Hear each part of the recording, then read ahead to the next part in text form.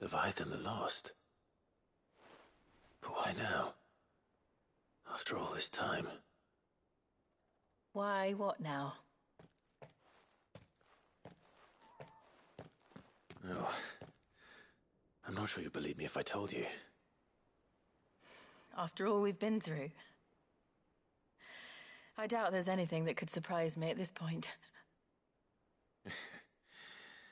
All right then. Rouse Joshua and meet me in the mess. We'll talk there.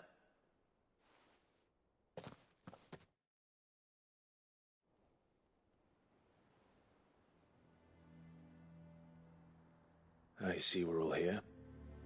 So, what is it this time? I'm not sure yet. The letter delivered to my chambers omitted a few crucial details. Do we know its provenance? That was one of the details it omitted.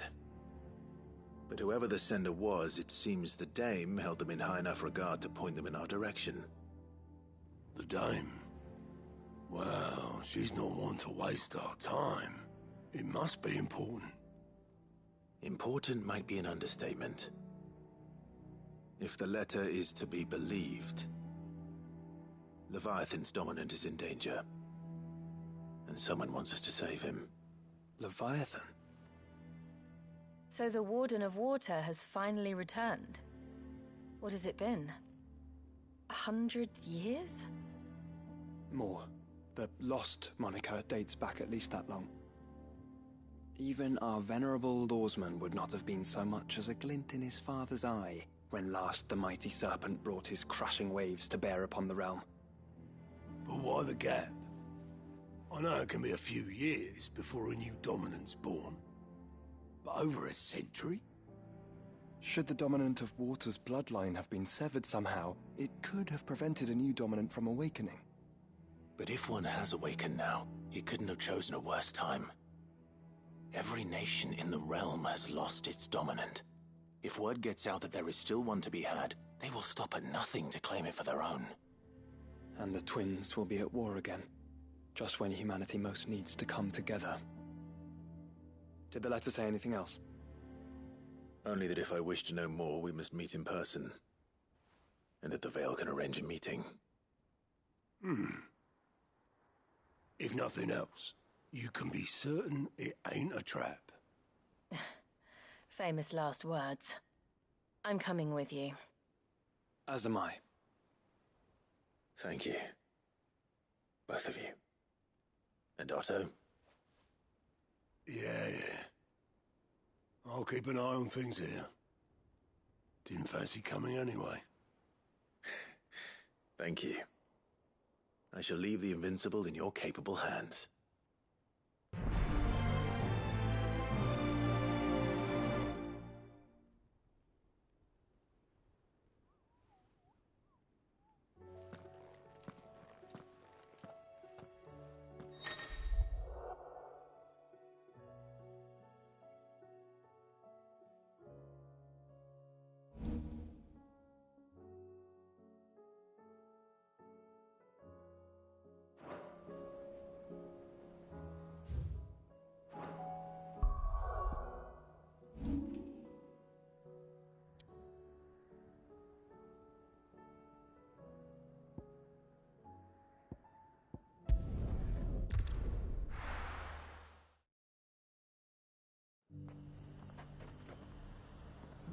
The garrison said they'd take another 100 of new pitchforks.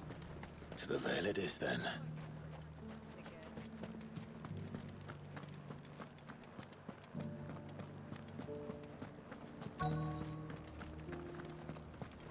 Looks like you've got a thirst.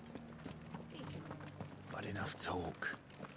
How about we... Fancy a peek behind the veil, my lord? I'm looking for a Layla. You found one.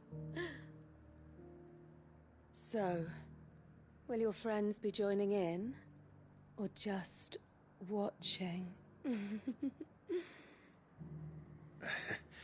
We're not here for your services. We simply want to talk. What you do with your time is up to you. The price is still the same.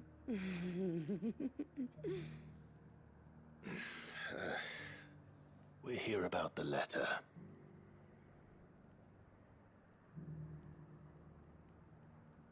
Oh. Oh, sorry. I suppose you'll be wanting to know who wrote it then. Among other things.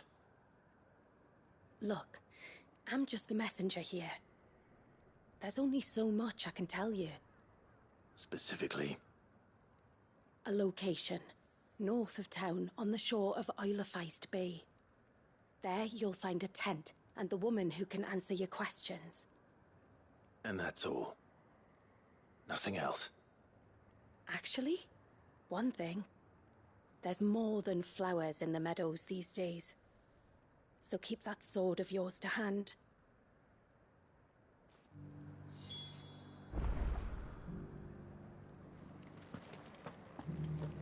Does anyone else think it strange that this woman should prefer to keep to the outskirts of town?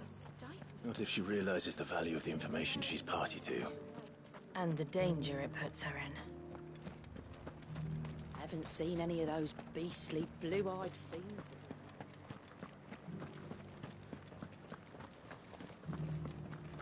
Do be careful. I will.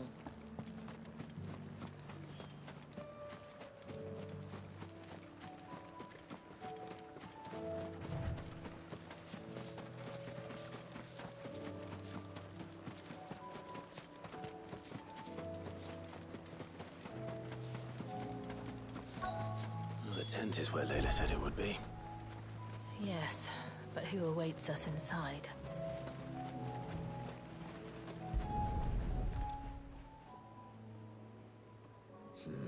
It's empty. Why am I not surprised?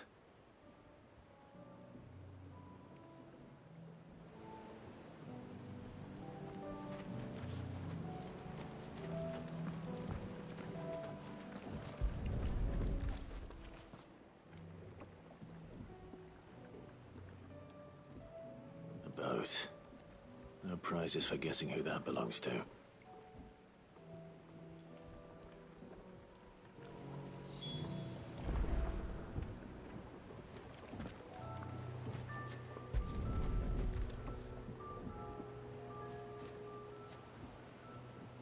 The embers are still warm.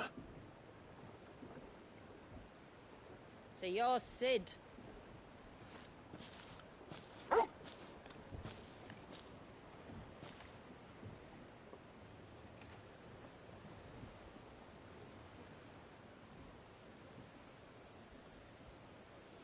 I suppose I must be.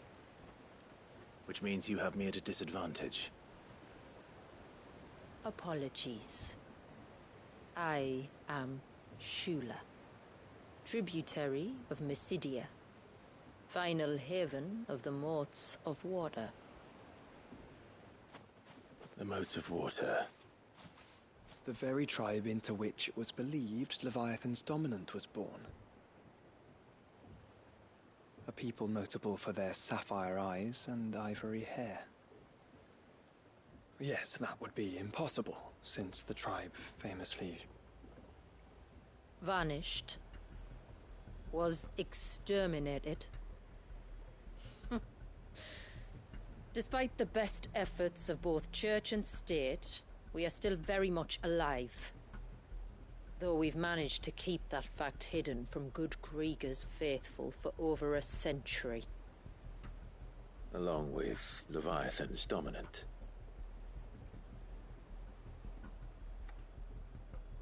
That wave out there. What do you know of it? The Surge. Only that it's been there a long time. Since the fall of Drake's Eye almost a century ago. Some claim the two are connected, but none can speak with any certainty. So in other words, you know nothing. Not that I'll hold it against you.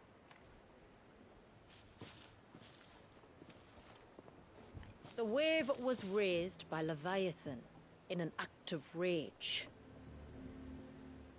Moments before the waters were stayed, And the icon and its dominant bound within. And you want us to? Rescue him. Yes. You see, a little bird told me about a certain outlaw with a singular knack for putting unruly dominants in their place. And ours is about as unruly as they get. For years, we've searched for someone who could hold their own against an icon. Someone just like you. So what do you say? Will you help us? What exactly did your dominant do to warrant this punishment? What did he do? He committed the greatest crime one of his kind can. He was born.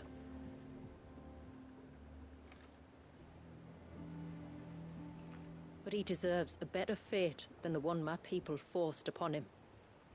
He deserves to be free. As do we all. Very well. Far-fetched though your tale may seem, something tells me you speak in earnest. So we will do what we can for your dominant. But first, you will tell us everything you know about him and the means of his imprisonment. I can do better than that. I can show you. Care to take a trip across the bay? My people await you there. Lead the way.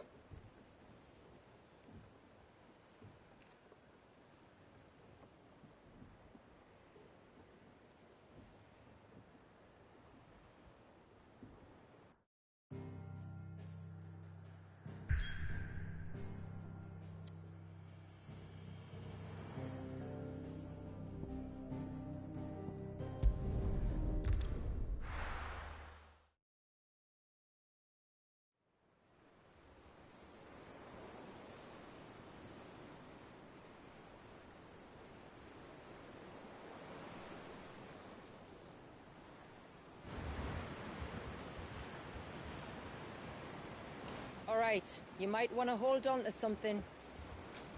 We're coming up on the wall, and passing through can take a bit of getting used to.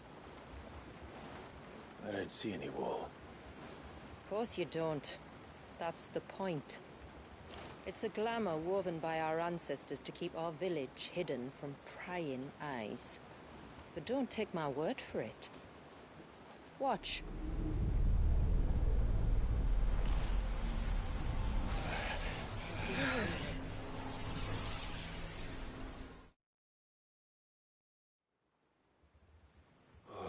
That was worse than a slug of Bacchus wine. Clive, the sky. It's blue, but how is that possible? You do know what a glamour is, don't you? Ours just happens to work both ways, and a good thing too. I wouldn't fancy staring at those sickly clouds every day.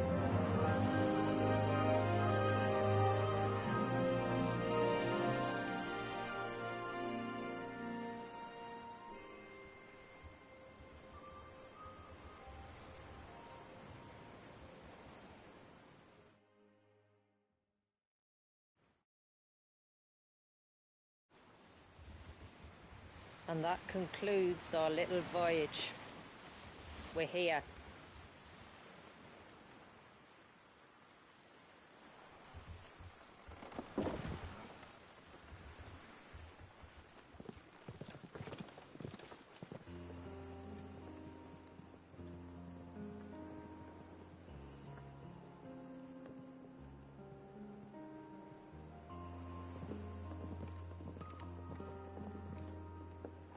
It's a long slog to the village, and a hard one.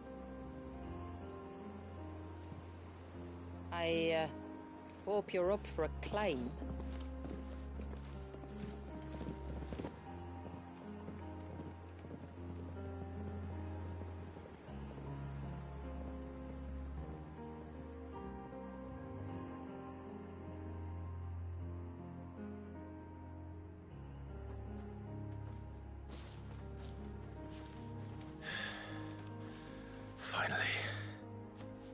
What? You didn't think we'd arrived, did you? The village isn't up here. It's on the other side of the mountain. Of course it is.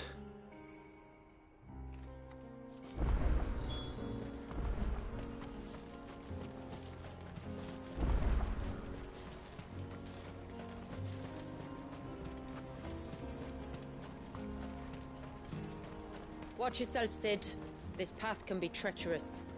If not for the sheer drop, then for the beasts who prowl it. Thank you for the warning. And please, call me Clive. Sid is an alias. You will be pleased to learn, Lady Shula, that I have no such aliases. Is that so, Lord Margrace? It's all the same to me.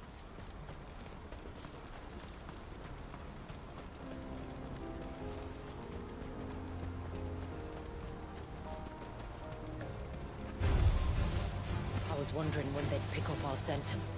Stand back. We'll handle this. Oh, will you now? Shall I keep my axe and spells to myself, then?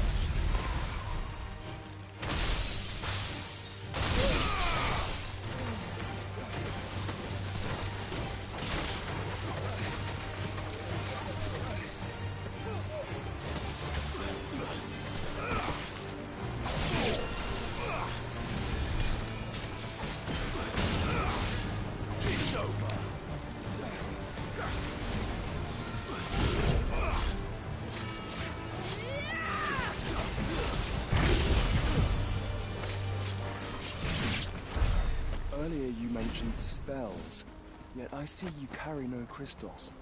Since when did a bearer ever need crystals? But then, where is your brand? Waiting for me in Sunbreck, if I ever get careless. Then it's in for a long wait.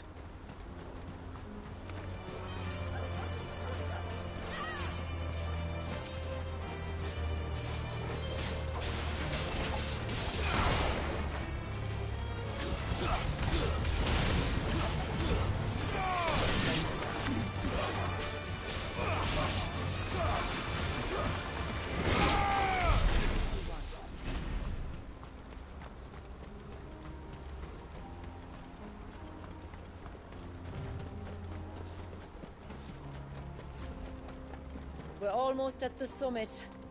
From there, you'll have a better view of our home.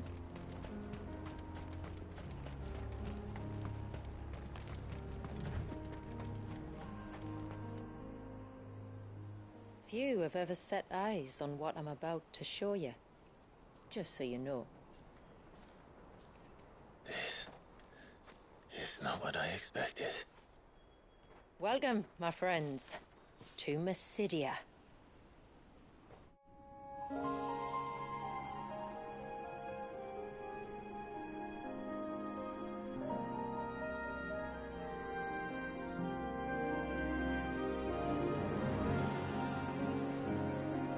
It's been a long time since I saw the North looking so Alive. I'm sure you have plenty of questions, but it's been a long journey, and I expect we could all do with a rest. Our humble village is only a short way from here, if you'd care to accompany me. Let's get ourselves in front of a fire, and I'll tell you everything you need to know.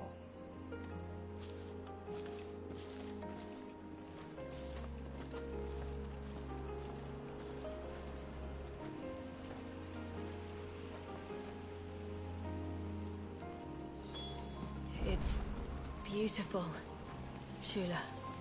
And we aim to keep it that way.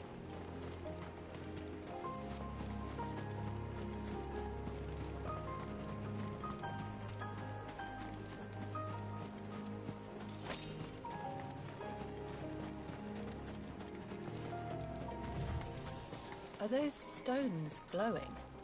That's one of the cairns which maintain the glamour. Steer well clear.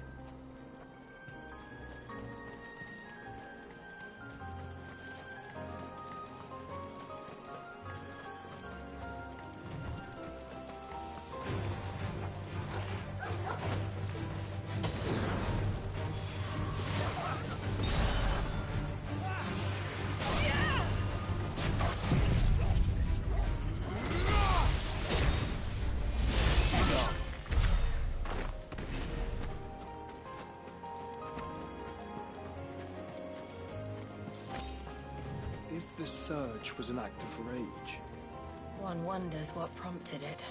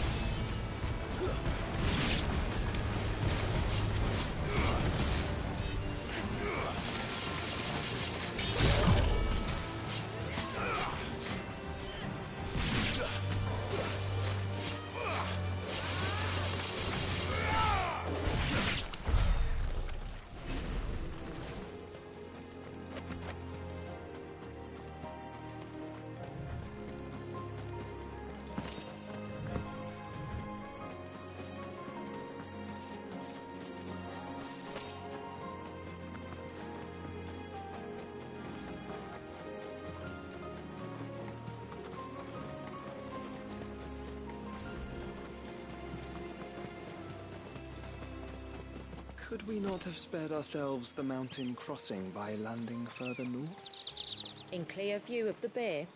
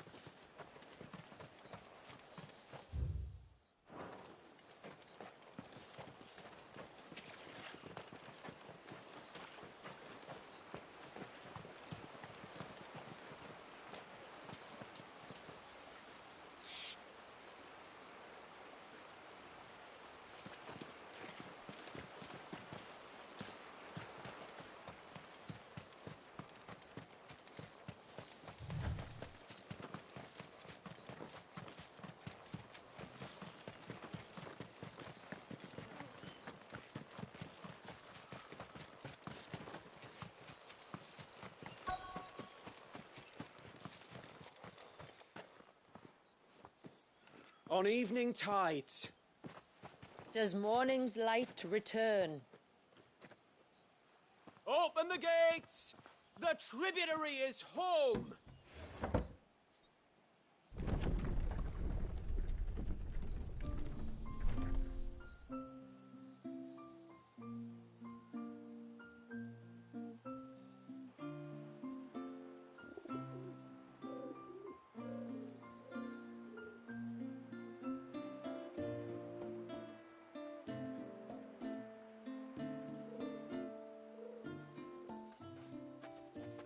Outsiders?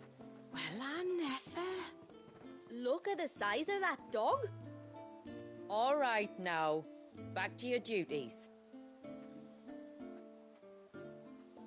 You'll have to forgive my people their curiosity. We don't get many visitors. Or any, truth be told. Then we are honored to be the first. This is quite extraordinary. Like stepping into another world. So do you believe me now? You've made it difficult not to, my lady. But how did your people chance to settle here in the north? Unless I am much mistaken, the moats of water long called the coasts of southern Ash their home. Until Drake's Horn fell and the Blight forced them ever inland, where... We met our doom, along with our dominant. I see you've read the Gregorian Church's account, but perhaps you'd like to hear ours.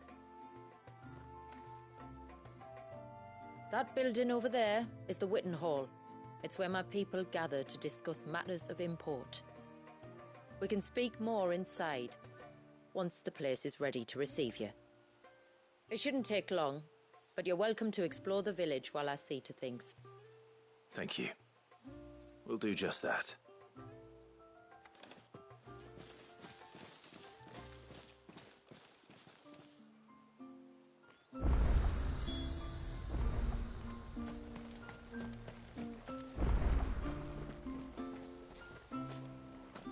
That'll be them then. Don't look like much if you ask me. Look! That one's got a black cape. Do you think he's the leader? Intruders! We must flee.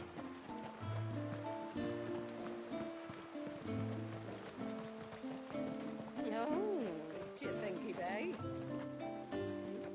The poor things are as pale as ghosts. Are they unwell? I don't think so, ma'am. It's just the way they are.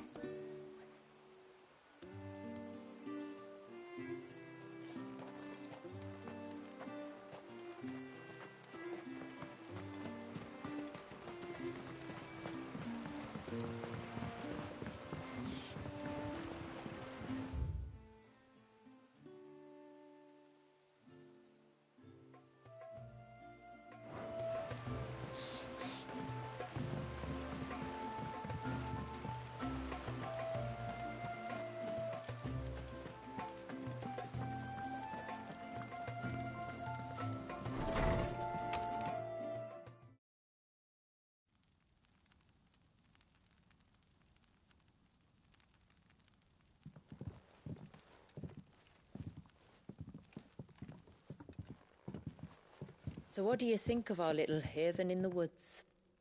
It might not have all the comforts of a southern settlement, but at least it's ours. And there's a lot to be said for that. It can't have been easy keeping this place a secret. Not easy, no. We've dedicated our lives to maintaining the glamour that conceals us. Us and Walyas. This man, Walyas, is he Leviathan's dominant? That's right. Though he's no man, Walyas is still a baby. A baby? Forgive me, but you said that the Dominant and his icon were bound inside the Surge almost a century ago. That would surely make him older still. It would, if he'd been allowed to age. But the spell robbed the poor bairn of even that. I'm sorry? Walyas was the son of my great-grandfather. Leviathan awoke within him almost immediately. But instead of allowing the lad to live out his life as a valued member of the community, my ancestors sought to put his power to other uses. Sadly for them, the Icons sensed their treachery and summoned a wave so large it would have swallowed the entire village if my ancestors hadn't stopped him. Then it is not the surge that binds the child, but time itself. Yes. Forgive me. I'm still not sure I understand. I'm not surprised. It isn't the easiest thing to explain. Which is why it might be better if I took you to see him. Show you exactly what he has to endure. That is why we came. Then let us be off. There's a road that leads north from the village. It'll take us right into the surge.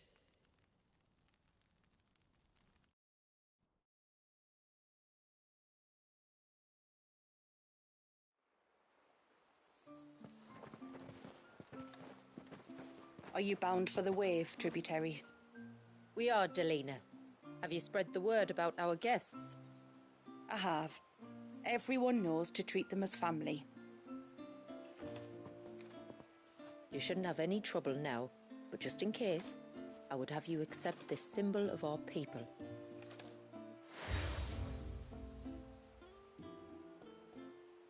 That's very kind. I look forward to meeting the family. The feeling's mutual. Should the tributary be indisposed, feel free to ask me any questions you might have regarding the village, and I'll do my best to answer. Thank you. We will. Then I bid you good tide.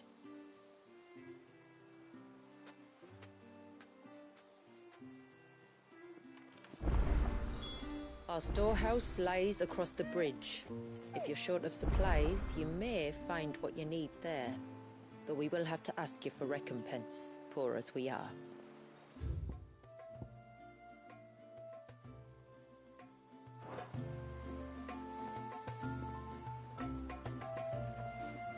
You are Sid, aren't you? The man the tributary told us about? I wonder if you could help me. With what exactly?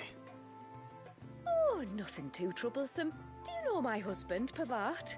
He's the village smith, among other things. Anyway, his name day's not far off, and I wanted to make a gift for him. He's a craftsman, you see, and he's been fretting about running low on the flowers he uses for dye making, so I wondered if you might collect some for me and give them to him. Would this gift not be better coming from you? Perhaps, but it can't, for reasons I can't go into. Please, I know it sounds daft, but I'd be ever so grateful. Fine. Which flowers does your husband need? The sweet little blue ones that grow around the fount. Elder's blessings, they're called. We use them to dye our fabrics so we always feel close to water like they are. You don't need to go to the trouble of picking them yourself, though. Just speak to the field hands and ask them to share their harvest with you. 2 basketfuls should be enough for my husband to be getting on with. 2 basketfuls it is.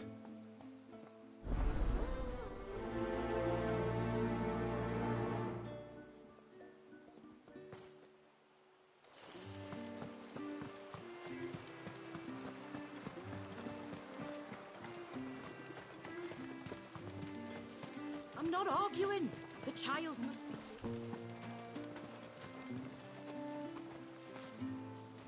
Excuse me. I wonder, might you be able to spare a basket of Elder's blessings? Pavart's wife tasked me with collecting some for her husband, and suggested that I speak to you. Ah. Werda wants you to bless her better half with the fruits of our labour, does she? Go on then. Give the old fool something to squirm about. I'm sorry. Ah, don't worry about it. An old fool Pavart may be, but if you come bearing gifts, he's not fool enough to turn you away. I'm glad to hear it. Thank you.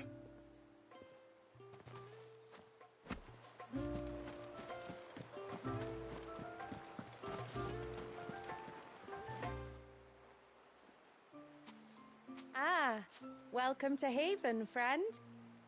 Thank you. Forgive my presumptuousness, but the smith's wife has asked me to make her husband a present of some Elder's blessings. 2 basketfuls, to be precise.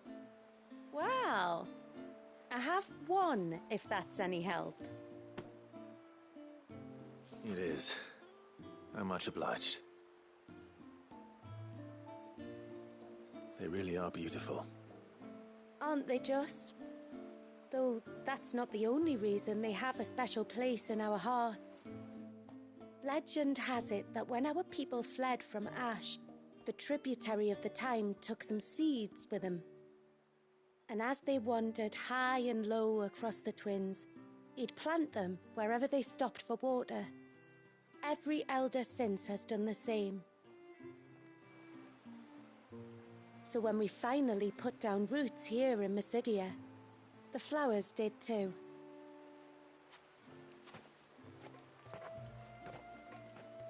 Well, that's 2 basketfuls.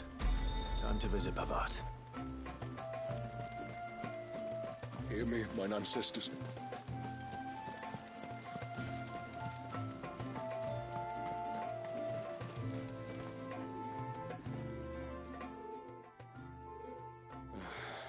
What do you want? Your wife asked me to bring you these flowers.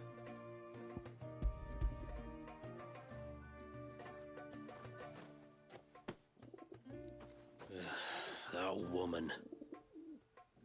Come out. I know you're there. Who? Me?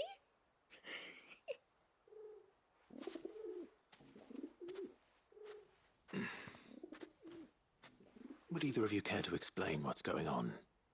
I'm sorry. I didn't mean to deceive you. It's just, my husband can be a bit standoffish at times, and I thought this might be a good way for the two of you to get acquainted. What with you being a swordsman like, and him being the only smith in the village. It'd be a shame if you couldn't turn to him for help. The only reason he couldn't turn to me for help is because I had my hands full with all the orders you lot dumped on me. I'm pretty much done with them now, though. But, for the record, the tributary said that we were to lend you outsiders our aid, and that's exactly what I was planning to do. With or without my darling wife's meddling. Still, here we are. Acquainted. So, if there's out you need, just bring us the materials, all right? All right. All right, then. And tar for the flowers. I was running low. You use them for dyeing, I hear. Aye. Crush the petals and it makes a fine and lasting blue. We use it to stain the cloth for our tunics and pennons. Remind us where we come from, like. As modes of water. Children of the sea. That's right. The pattern, too, was left by our ancestors. The Ceaseless Rill, it's called. It symbolizes the river of our tribe, with the strength of Leviathan running through it. And no matter how that river has ebbed and flowed, changed its course, the flowers have always been with us, growing on our banks. I should get back to work. If you need something crafting, let me know. I will. It was a pleasure to meet you. Wasn't it just?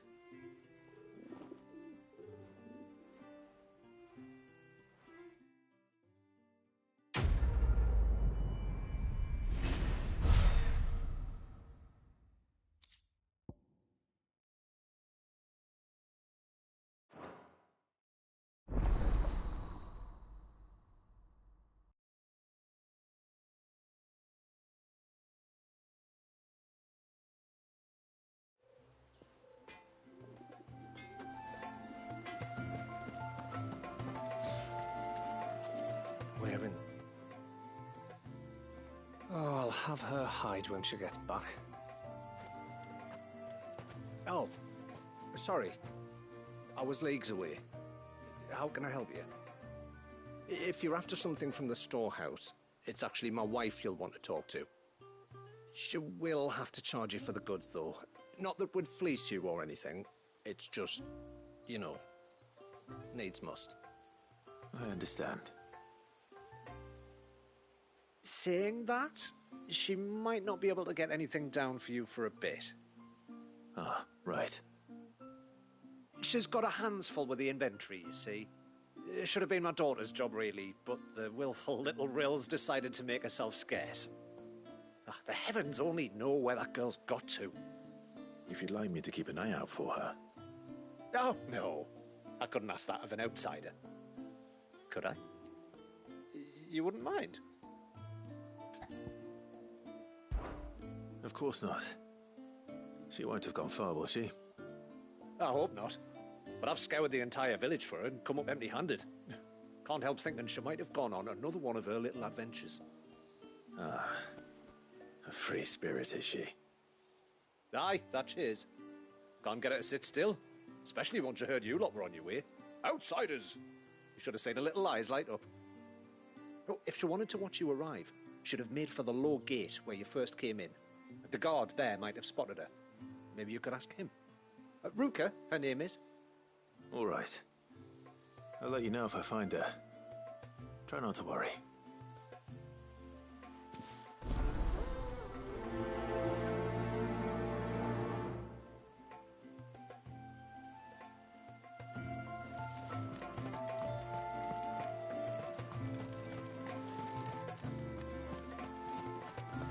Hear me, mine ancestors.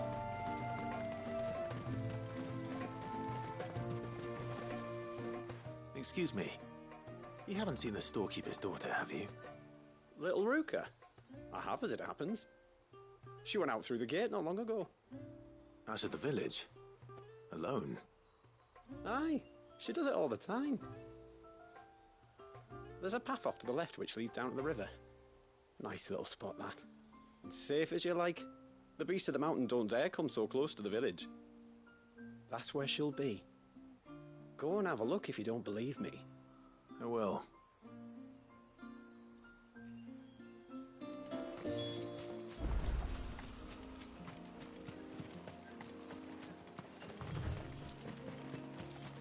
This must be the path.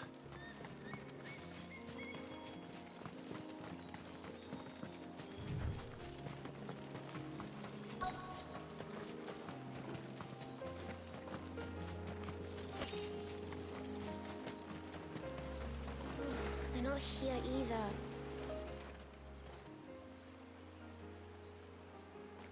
It's you! I've been looking everywhere for you. You must be Ruka. You know my name? Can you lot read minds? Your father asked me to keep an eye out for you.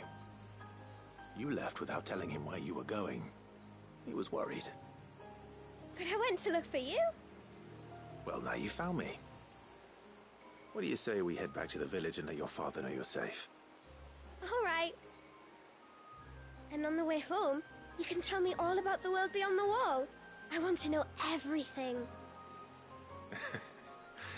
Everything might be a stretch.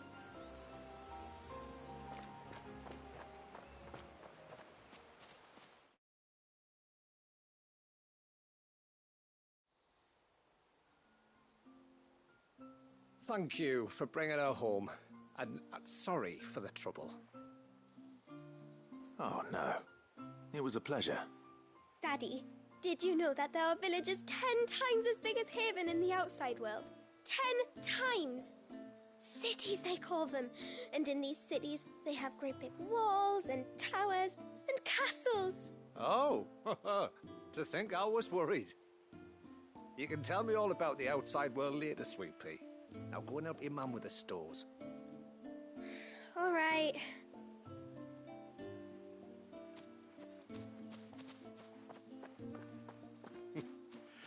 Thanks for putting up with her questions. She, has a lot of them. One of the big ones being, what are the people beyond the wall like? Reckon you've made a good first impression. Are we the only ones she's ever met? That you are. The rest of the world can't know we're here, so we'll have to be very careful who we're letting in and out. A few of us might make the occasional trip to shore for supplies, but for the most part, we'll make do with what we've got, including what the old Northerners left us. Yes. You built on top of the old ruins, didn't you? Well, they're made for fine foundations. Their masons clearly knew what they were doing. That's one thing we don't have to worry about. Oh, it's everything else that's the problem. Medicines, metals for tool making, anything like that. We have to dress up as travelling merchants and make a trip to the outside and pray to every cloud in the heavens that nobody sees through us. Which explains why you need Gil. Aye. And now Rook is back, my wife should be free to assist you with any potential purchases. So please, do make good use of our stores, because we fully intend to make good use of your coin. I'll be sure to keep my purse strings loose.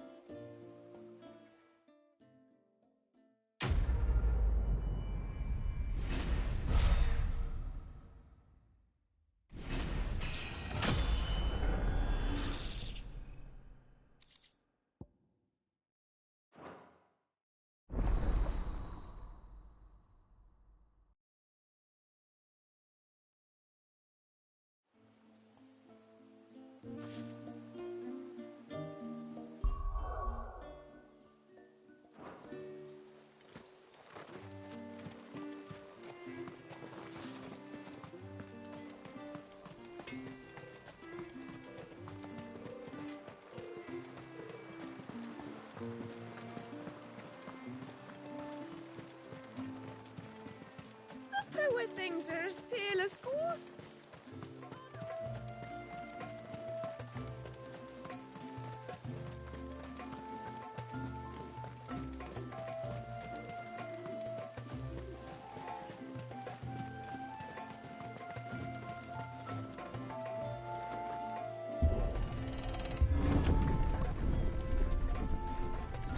There's a pair of ships just up ahead. Ships? But are we not still leagues from the shore?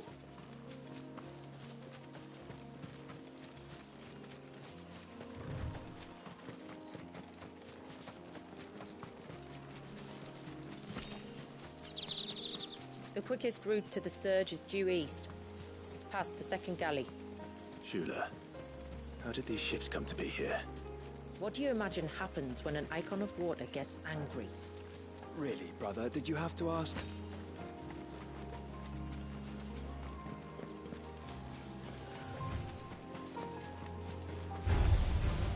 Tonberries. Foul creatures consumed by their hatred for everyone and everything. Everything save sharp knives, it seems.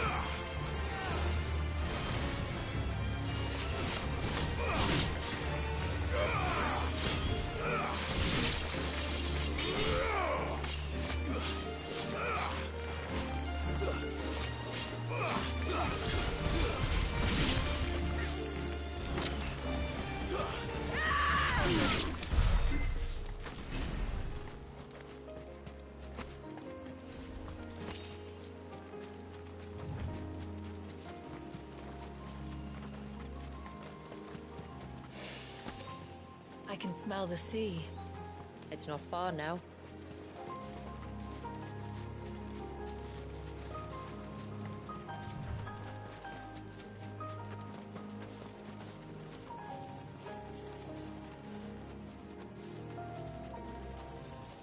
How will we reach the surge? We'll follow the coastline north. There's a bridge that'll take us across to the Cape.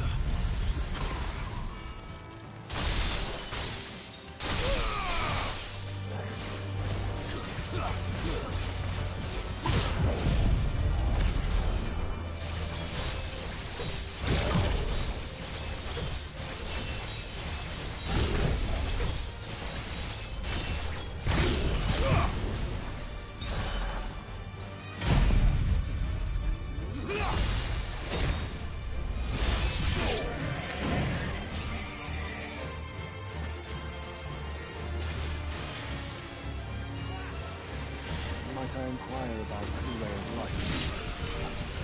What prevents the surge from being reclaimed by the sea? Lives by his people.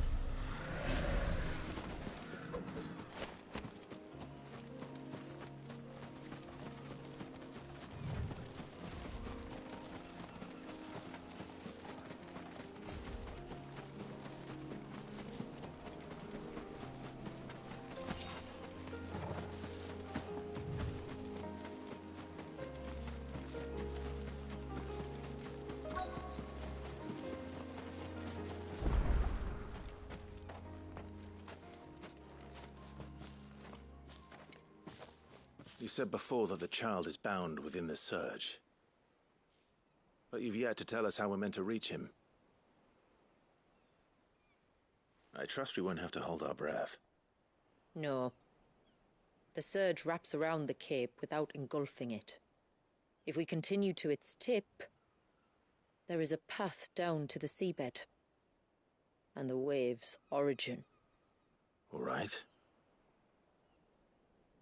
It won't be the first dominant we've met at the bottom of the ocean.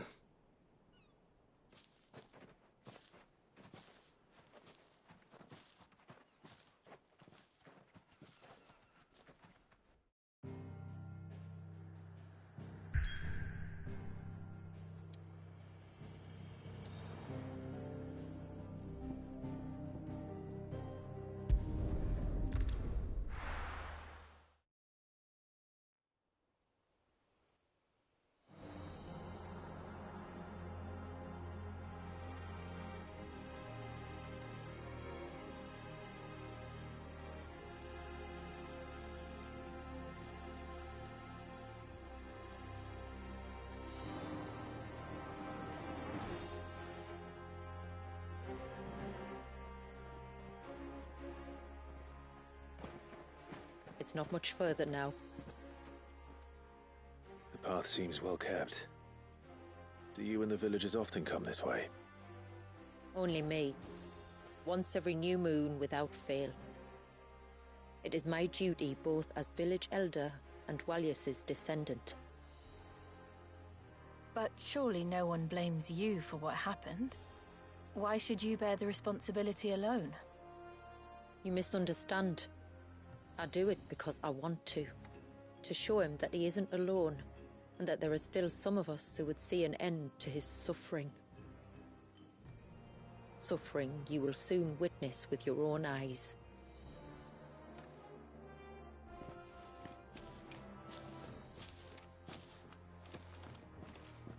The forest grows quickly here. Left unattended, the path would be reclaimed in a matter of moons.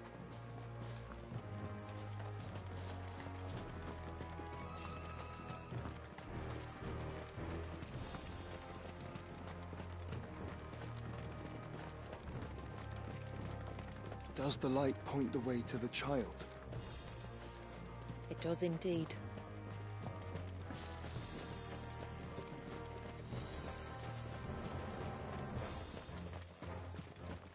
Look at all the droplets of water suspended in midair.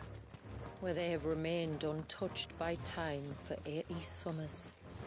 It's not right. No. It's not.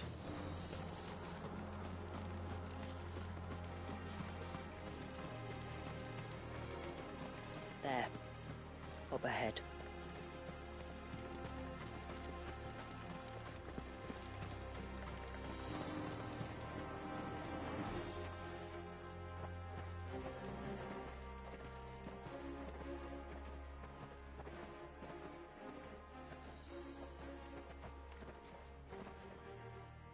Down in the center.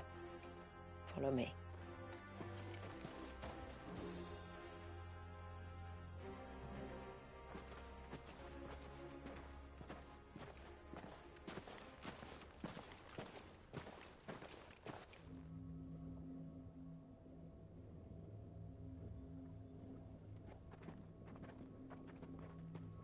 He's still primed. I'll never forget my first priming. The fear. And I was old enough to understand what was happening. One can only imagine how this poor child felt. He is the victim of an unforgivable sin. Committed by people who saw him as nothing but a means to an end. He must be so frightened. Then I'll ease his burden. You don't mean? I'm not going to hurt him. Contrary to the tales, I don't go around killing dominants for no reason. What if I told you there was a way to remove Wallis's icon? I'd tell you you were a madman. It's hard to believe, I know. But it can be done. Though, it isn't without its risks. Part of the icon remains no matter what. So, it might still come to violence. I don't know. It depends on the dominant. I've seen things end well, and I've seen things spiral out of control. But I do know one thing. If we turn our backs on this child, there will be no end to his suffering. And I think that a worse fate than the alternative. Don't you?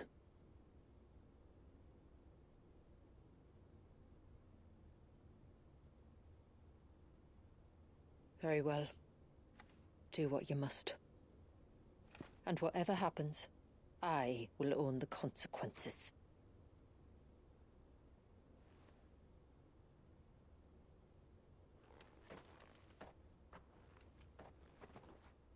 Don't be afraid, little one. Let me bear the weight.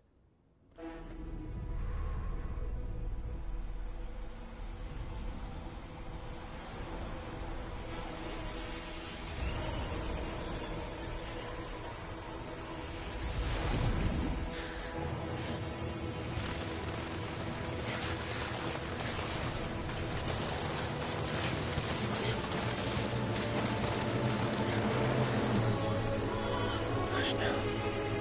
It's going to be all right.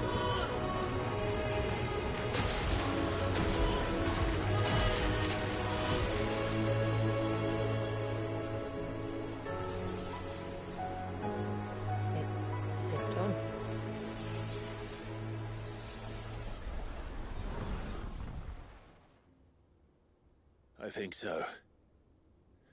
I can feel the icon inside me. But something's wrong.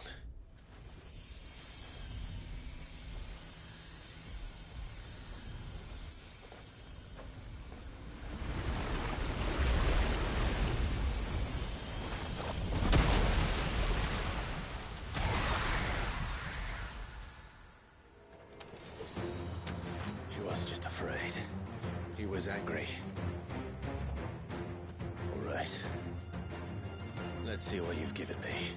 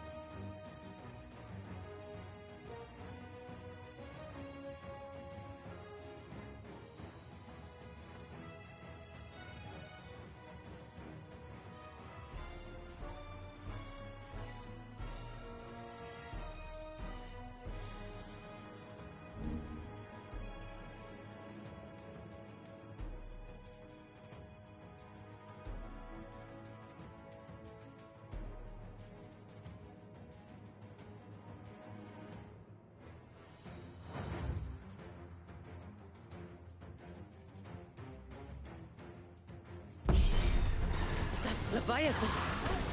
No, just an eggy. But a formidable adversary nonetheless.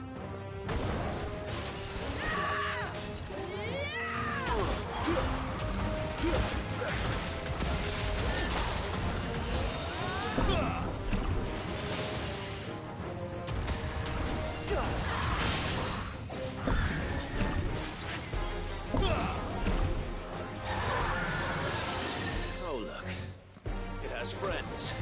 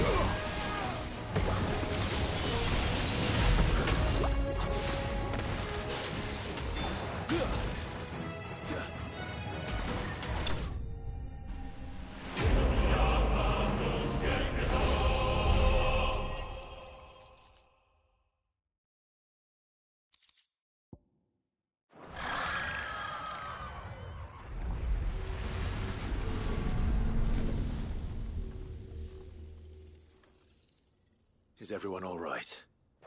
He seems calmer now. You said Walius was frozen in time. But he knew we were here. How? I don't know. He's never reacted to anything or anyone. Until now. The child has been bound for nigh on a century. If he has been conscious from the first, we must remove the seal at once. It's not that simple. I wish it were, but... there's more to this tale. It would be better if I explained back at the village. I see. Then let's return before it gets dark.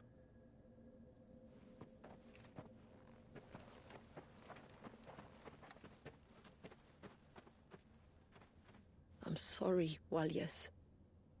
I will make this right.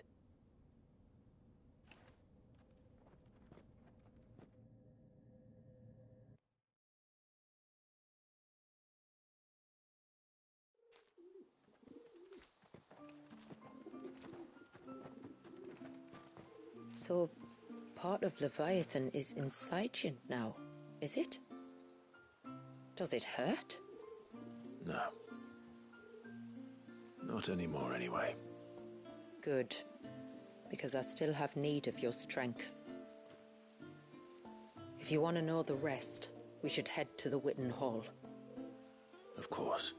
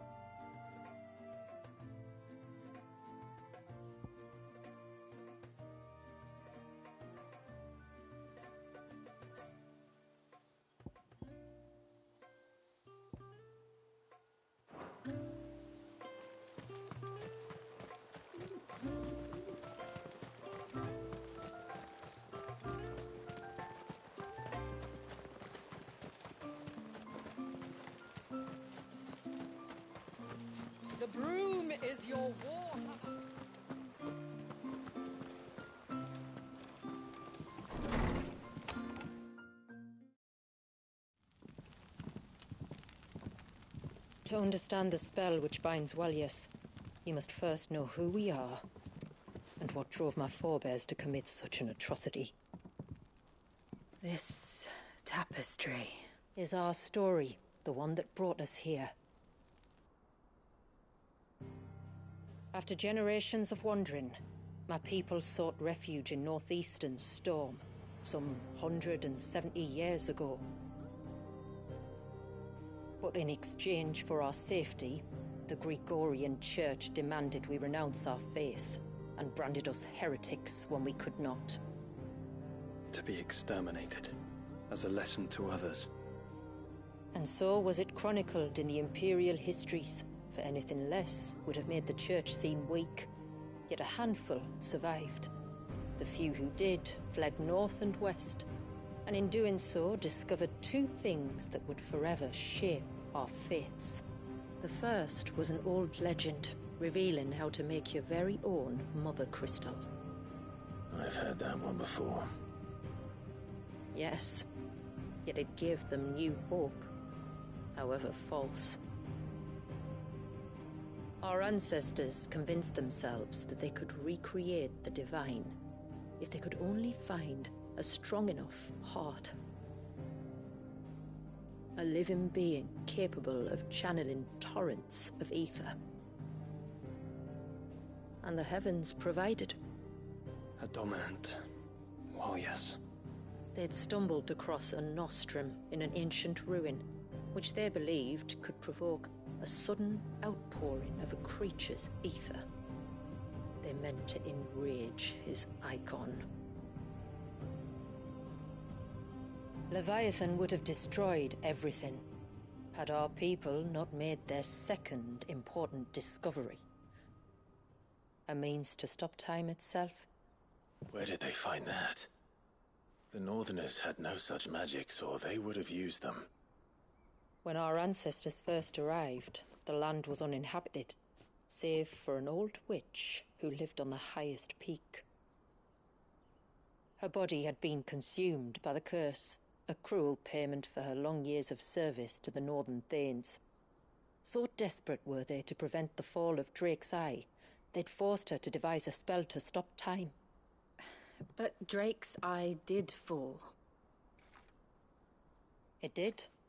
When she finally perfected the necessary magics, it was already too late. As punishment for her failure, the Thanes exiled her to this forsaken place to live out the few days she had left. Knowing her suffering, our ancestors cared for her as best they could, and in return, she gifted them her spell. That even though she should die, her legacy might live on.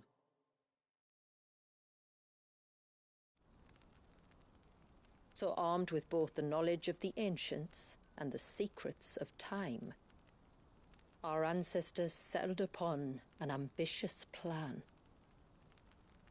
They would create a new Mother Crystal, and enchant it that it might endure for all eternity. Thus would our people's wandering, our suffering, finally end, and prosperity visit us once more. And all it would require was the sacrifice of a single child. A small price to pay, or so they believed. Another victim of man's blind reliance on the Mother Crystals. So we know the seal source. How do we break it and restore the flow of time? Do you recall the dome of light on top of the cliffs to the west? Inside lie the ruins of an old temple. It was there that the witch built the Vare, a conduit of sorts that channels her remaining ether into the surge. But it's been a long time since anyone set foot in the place. And now there are others who claim it as their own. Then we shall go prepared for a fight. That said, it may be best if one of us stays behind. You think the village could be in danger?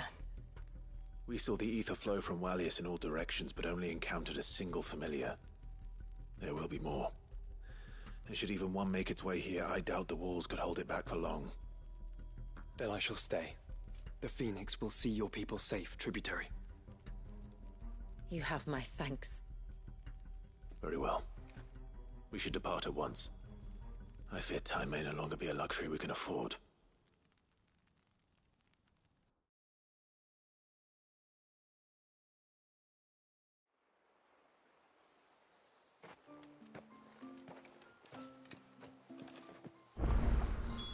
The Vare is not easy to find. We must first head north, and then west, deeper in.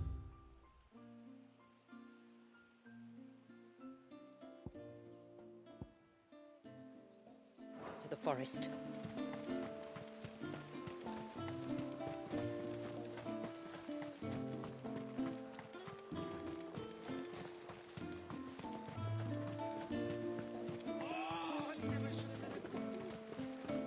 Hail, stranger. Are you a rider by any chance? I am. What gave me away? Oh, I can smell it on you. The scent of the stables. And not just any stables. Something tells me you've never been one to ride half-starved birds with chine-gall and wet beak. If I had a guess, I'd say your bird eats only the finest greens and has her feathers groomed twice a day with a curl hairbrush. Nothing but the best for my Ambrosia.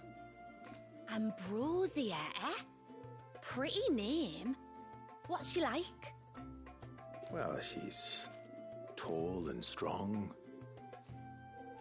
And her feathers are as white as snow. You're joking. You've got a white chocobo. I have, yes. I suppose they are rather rare. This I've got to see. Can you bring her here? I would if I could, but I doubt Shula's skiff could hold her. Me dad's got a boat. And he's ferried chocobos before. You could get him to bring her. It'd be perfect timing and all. He's preparing for a trip beyond the wall as we speak. I'm sure he'd help you if you asked. He would. Well, I don't suppose it would hurt to have Ambrosia around. All right then. Where could I find your father? He'll be in the storehouse on the other side of the brook. Tell him Manda sent you.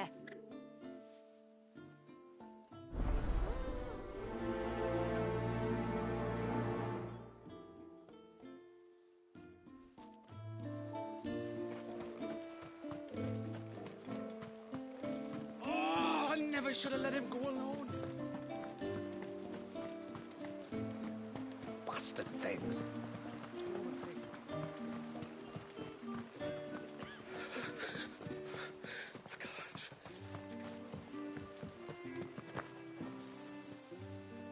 You one of the outsiders, then? I am. Shula invited me. Are you Manda's father? I am. Got you running errands for her already, has she? She's asked to see my chocobo, but I'd need your help and your boat to bring her here. Or you could just say no. Honestly, that girl and her birds, she'll be growing feathers soon enough. Well, truth be told, I didn't take the idea seriously at first. But thinking about it, it would make it easier to get around if I had Ambrosia here. Can you help? Well, if you're sure that's what you want. The tributary says we're to treat you lot as we would each other. So, if you need me to ferry your bird over, then that's what I'll do. Still, they don't take the water easily. I'll need you to bring us a mimic gourd or two to keep her calm on the journey over. And where would I find one of those? Oh, don't ask me.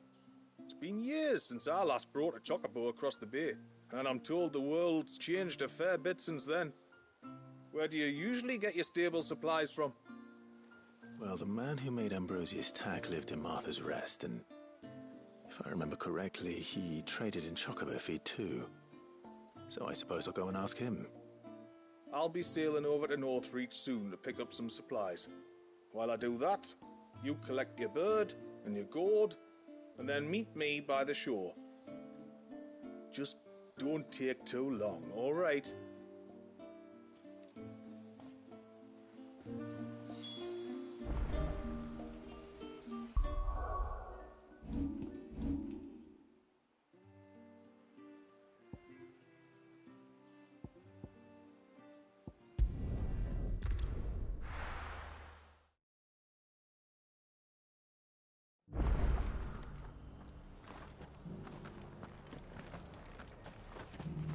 Inn's phone.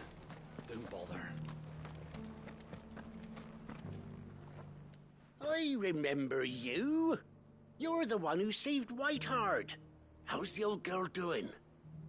She's very well. Thank you. Oh, don't thank me. You're the one who saved her. Anyway, what brings you to the rest today? I was hoping to purchase a mimit gourd. And I thought you might be able to tell me where I could find one. Oh, reckon I could do better than that.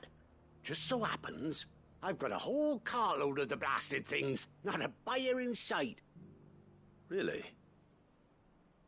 Aye, you'd be doing me a favor taking a few off my hands before they turn to mush.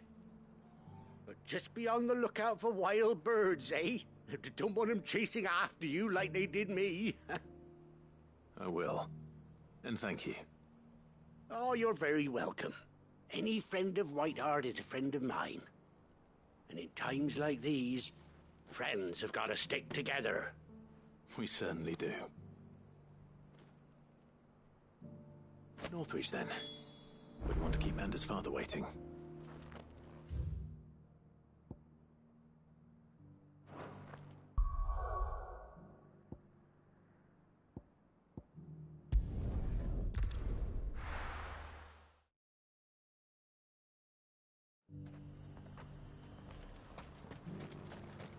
And how might I help the garrison today?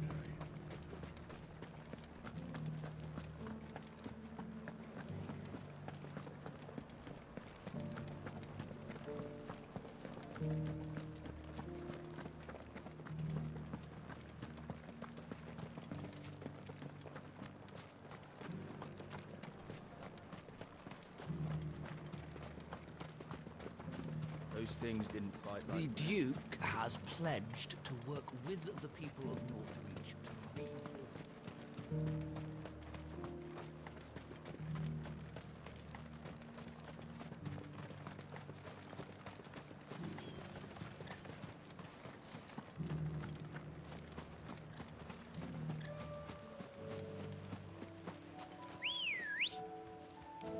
Let's go.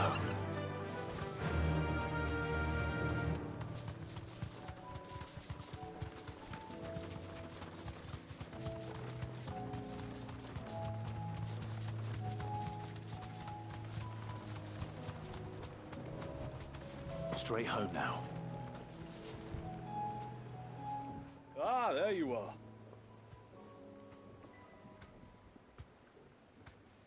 And this must be Ambrosia, was it?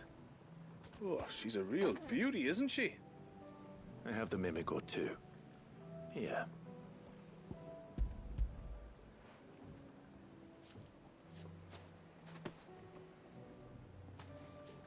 Thank you kindly. Soon as she's gobbled this up, we'll set sail. We're going to take a little trip across the bay now, Ambrosia. Don't worry. You'll be all right.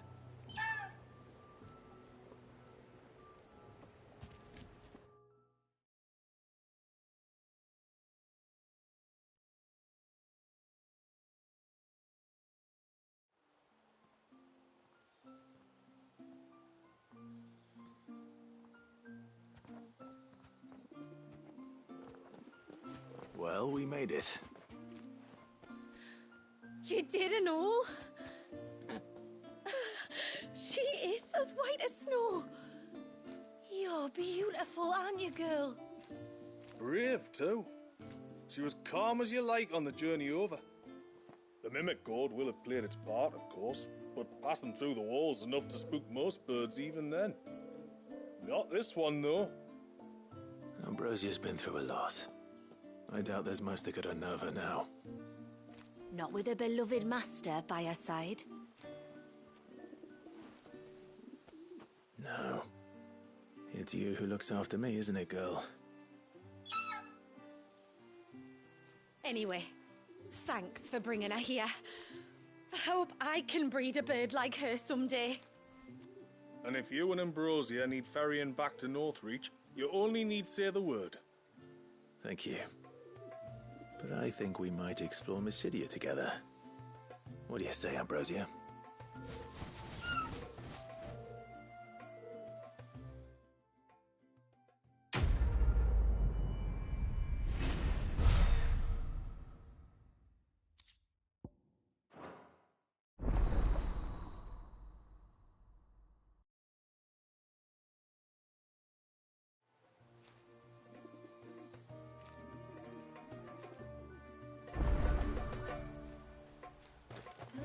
Oh, I never should have let him go alone.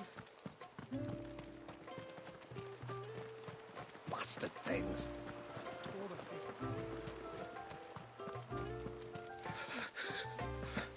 I can't. Just try to breathe. That's it.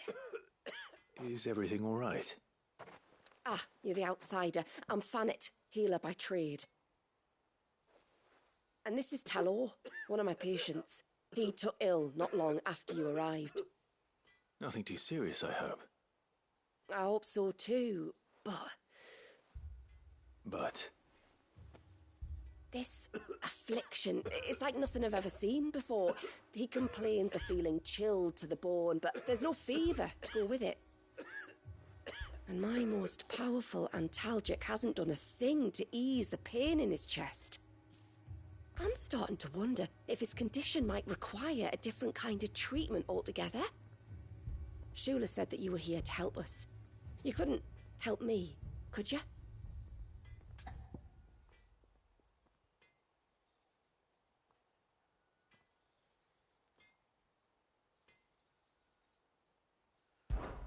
I'd be happy to.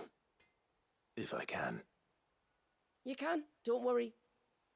All I need you to do is speak to Talor's son, Pavat, over at the forge, and ask if he knows what his father was up to before he came down sick. Something must have caused this, and I want to find out what. The trouble is, Talor's too weak to speak, and I can't leave his side for long. So while you talk to Pavat, I'll pay his wife word a quick visit, just in case she knows anything. All right.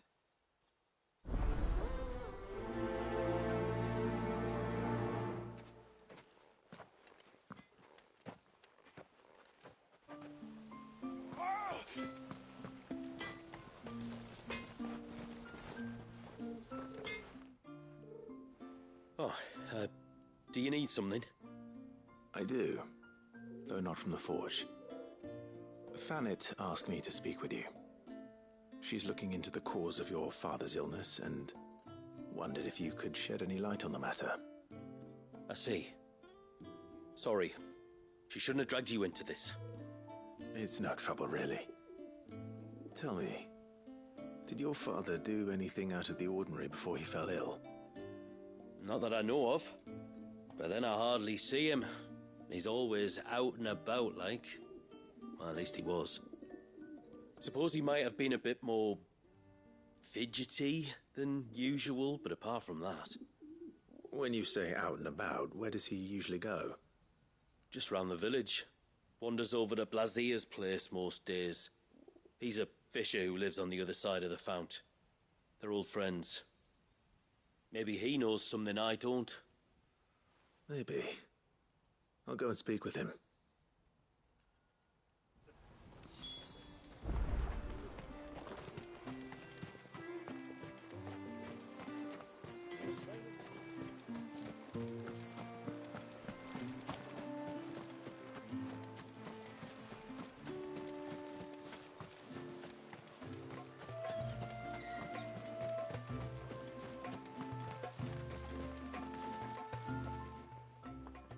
Greetings, stranger.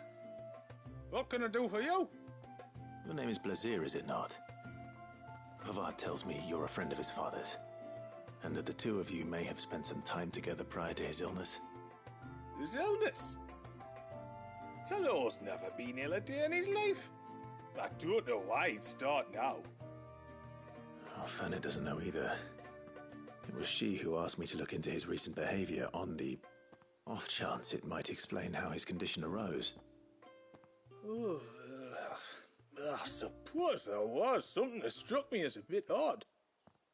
He kept asking about the woods. Did you see anything strange on your way back from the shore? Are you certain? Do you swear? That kind of thing. I didn't, of course. But he wouldn't let it go.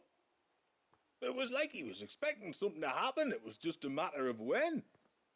Not that I know what. But he never told me anyway. Well, that certainly does sound unusual. And it might just be what Fanet is looking for. Thank you. Don't mention it. Oh, and when you say Talor, wish him the best from me, eh? Let's see what the healer makes of this.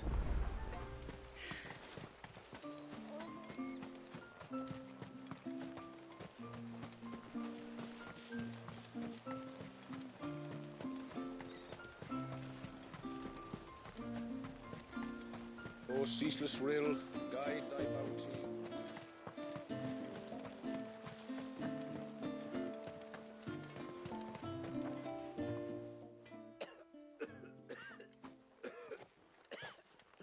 I spoke with Werder, but she couldn't tell me anything. Did you have any better luck?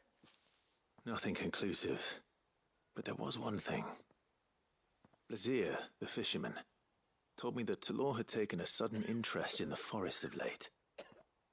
He kept asking him if he'd seen anything unusual there on his way back from the coast, but never let on what exactly he was expecting him to have seen. The forest between here and the coast. Surely not. But then... I can't say for sure. But I think Talor's illness might have some connection to the Tomberries. You may have encountered them during your time here. The small, scaly beastmen. And you think they may have caused Talor's illness? I do. At least in a way. And if I'm right, it's no wonder the treatments I've been trying didn't work. Oh, no, it's a lot to ask, but would you go down into Father's Fell for me? There's an altar there, and if my fears are true, an offering upon it. What is going on here? Please. I'll explain everything when you return, but time flows fast. I beg you, make haste for Father's Fell and take the offering from the altar. Talor's life may depend on it. Very well.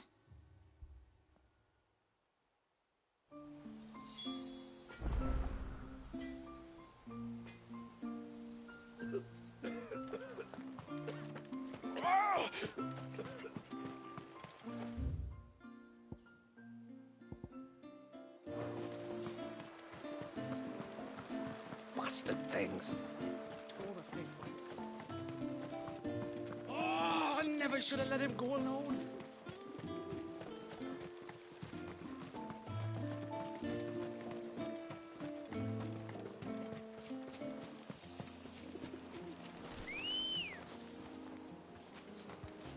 Ready, go? Fly, Ambrosia. Before we turned east at the shipwrecks to reach the coast. Now we must head in the opposite direction. Left it is, then.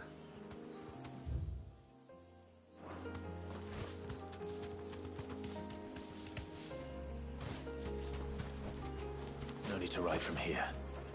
If there's one thing I know about beastmen, is that they love to hide in the dark.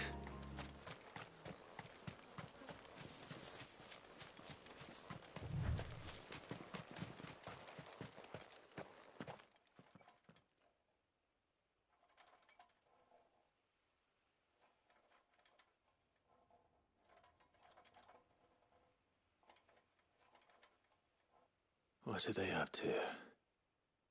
Some sort of ritual.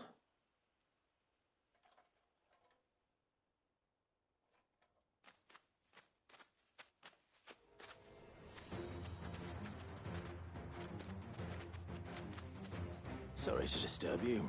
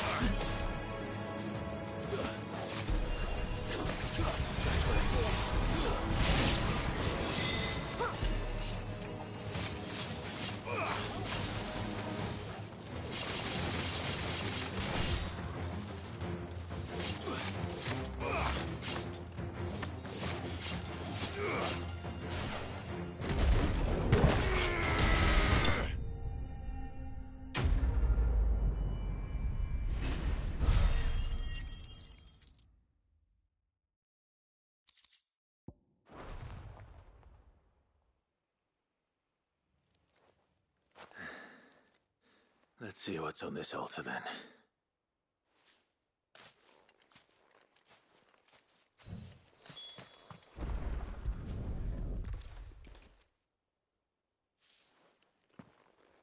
A silver chain.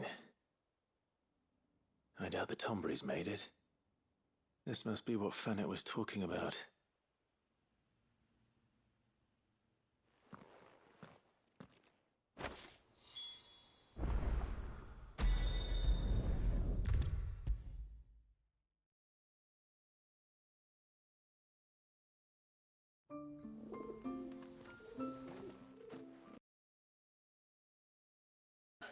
You're back. Well, did you find anything? I did. This silver chain.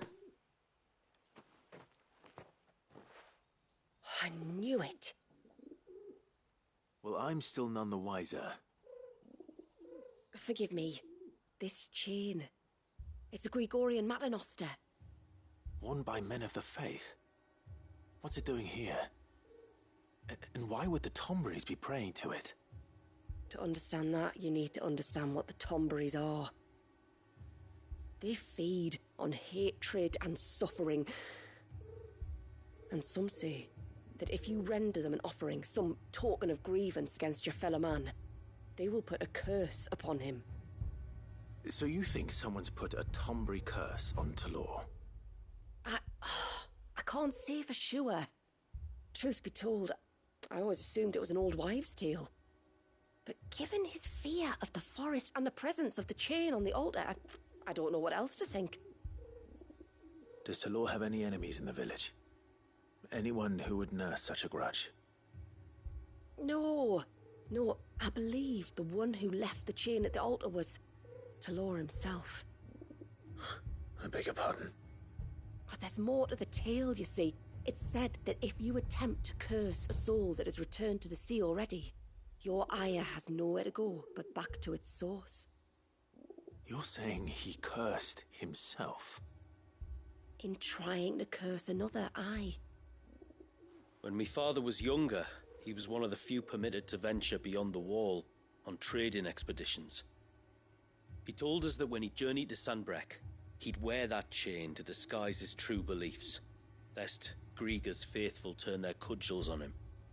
Did they ever catch him in his deception? Might that explain the ill will he bears someone? Not that he ever told me. Come now, let's not waste time speculating about Talor's past. We need to focus on the present, and that means finding a way to break the curse. All right. If there's anything I can do to help, let me know. Thank you. I shall. Aye, and thanks for going to all this trouble. Here, it's not much, but I want you to have this. We call it an adder stone. It's a gatherer's charm. Reacts to certain rare minerals we use in crafting. Makes them ring out like a bell, stuff you'd have no chance of spotting otherwise. If you find anything, see that you bring it back to me. I can make you some decent gear with it. If you're interested, like. I am, thank you. And I'll be sure to pay you a visit. Until then, I wish your father a swift recovery.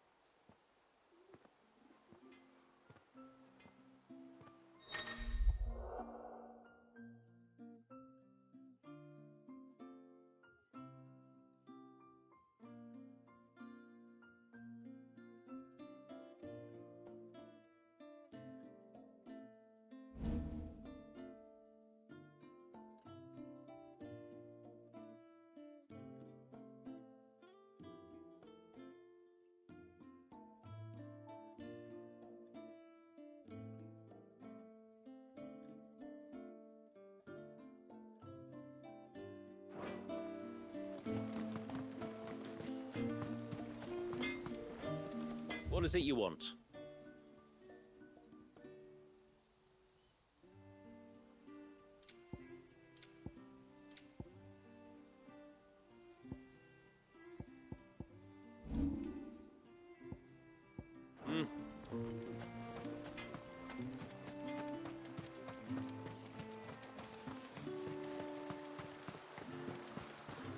Bastard things. Oh, I never should have let him go. Ty, take me. What am I gonna do? You've got to help me. Shula said you were a force to be reckoned with. Are you? Why do you ask? Eh? Oh, sorry. I should explain. My name's Kitav. I'm worried about a friend of mine. He went into the forest and he hasn't come back. Would you help me find him? I can try. Tell me what I need to know. Of course. You know about the glamour our ancestors cast to keep this place hidden, right? Shula told us about it, yes.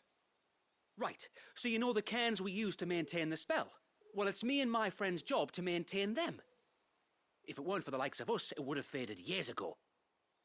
So your friend went into the forest to visit one of these cairns? Aye, that's right. He said he was going down to Father's Fell. There are 2 cairns out that way, one by the banks of the Swift Run, and another near the Winged Wains, the, ships in the forest. All right. How will I know this friend of yours? His name's Nassef. He's about my height, but clean-shaven. If you could track him down and see that he's come to no harm, I'd be much obliged. I'll search the village, just in case anyone's seen him, and meet you back here. Very well.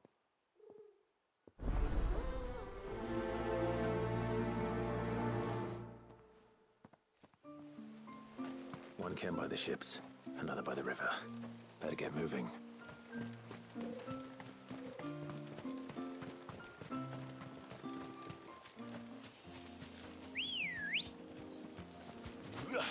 Let's go.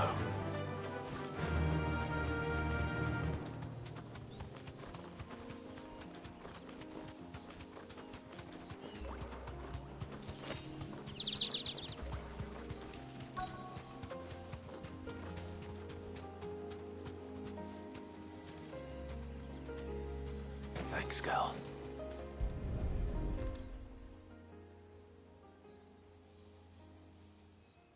Well, here's the cairn.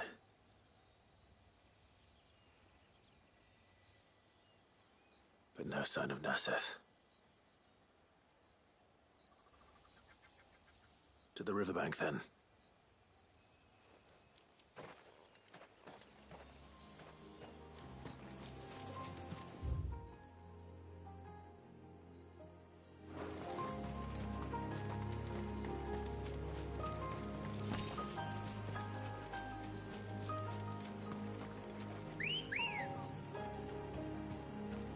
Ready, go?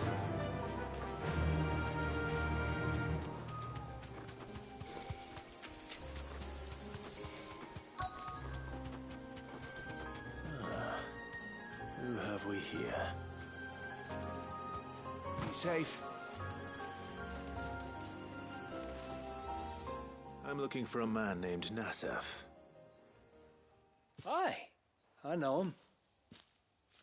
Takes care of the cans. Wait, you didn't think I was him, did you? Sorry, mate, I'm just out to gym myself a few ibexes. What do you want with the lad, anyway? His friend, Katav, asked me to look for him. Apparently he ventured out to work on one of these cairns and didn't return. Well, that is a worry. You're a hunter, yes? You must know the woods as well as anyone. Can you think where he might have gone? There's a bridge further down the path. Blasted thing got washed away a few moons back. Our carpenter only recently had time to rebuild it. But if I remember rightly, there is another cairn on the far side. Maybe he decided to visit that one while he was here. Maybe. It's worth a look, certainly. Thank you. Don't mention it. I'll keep an eye out too. Perhaps he just got delayed or something. Let's hope so.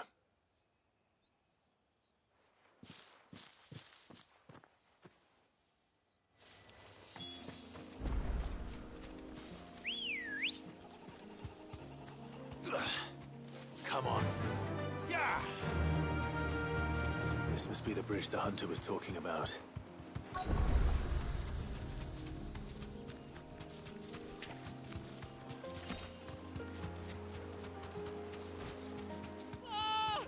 Stay away, damn you! Hold on!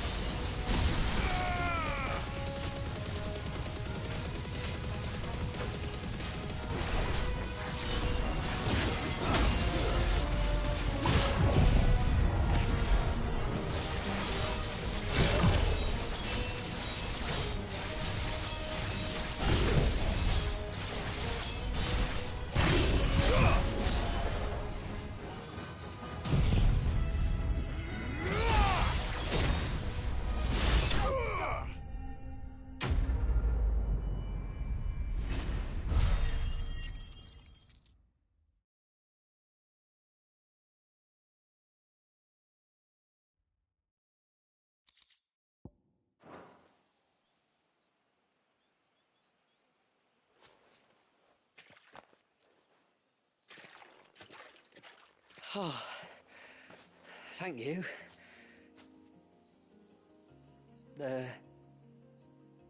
I'm the tributary's guest. And you must be Nassef. I am? But how do you know that? Your friend Katav asked me to look for you when you didn't return. Ah, I'm sorry.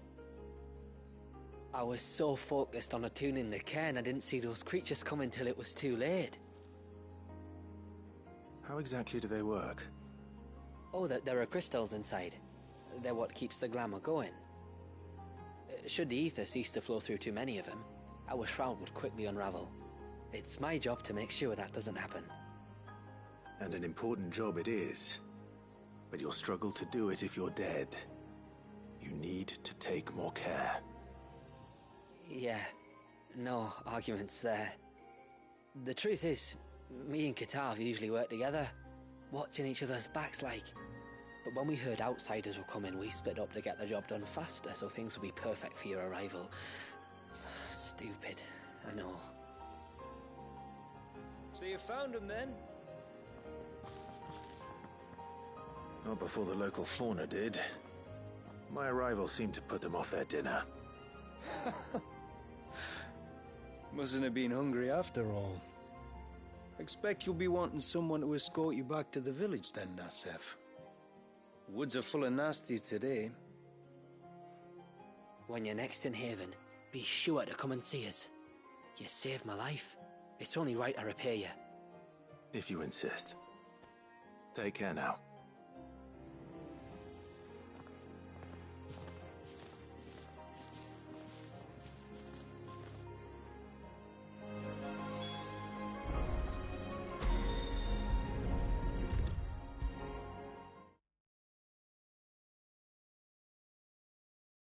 I thought I'd lost you.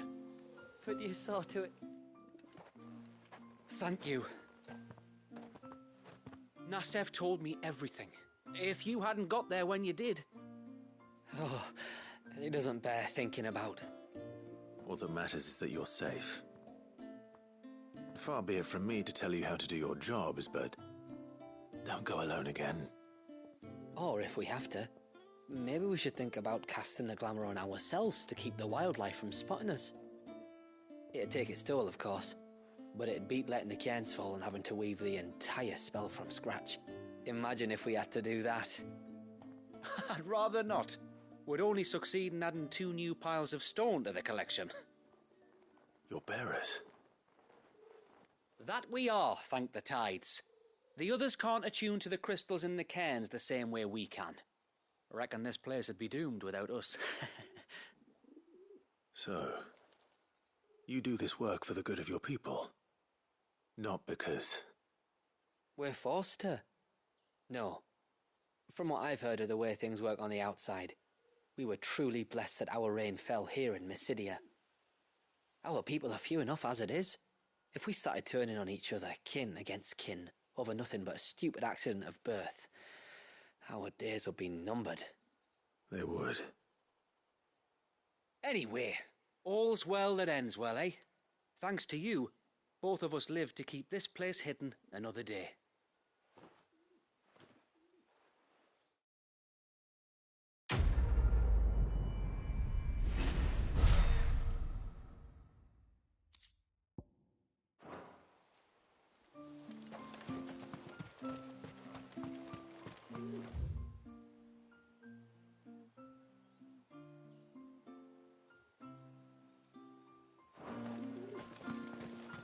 And once everyone left me in peace.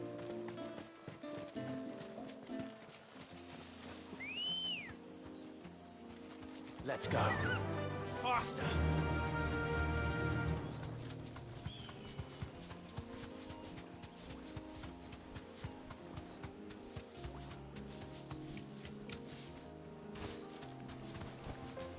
No need to ride from here.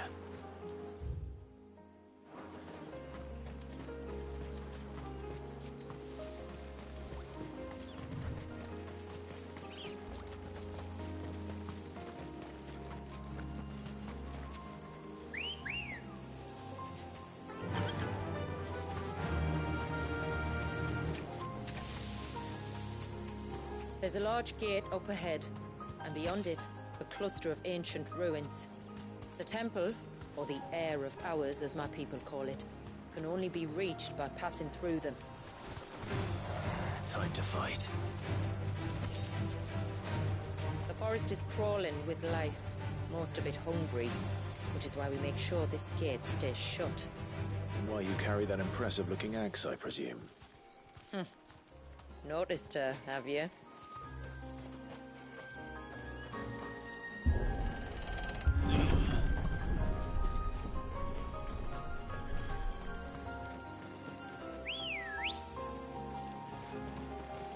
Come on.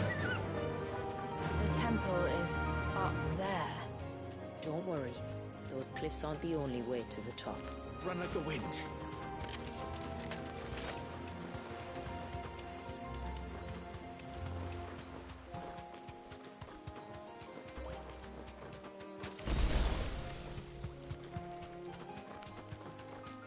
Are these the ruins? Yes. As far as we can tell, they're part of the same complex as the temple itself. To think of all the people who must once have lived here.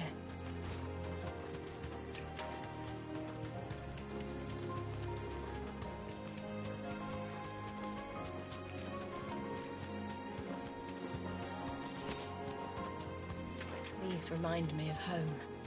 You're from the north, then? Yes. And no. I see. Both won't be friendly.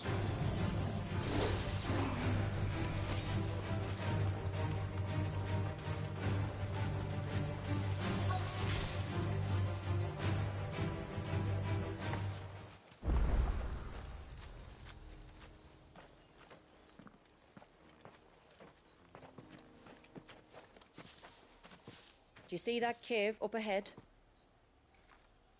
Whoever lived here carved a flight of stairs into the stone within. A way to the top. And whatever it is that awaits us there.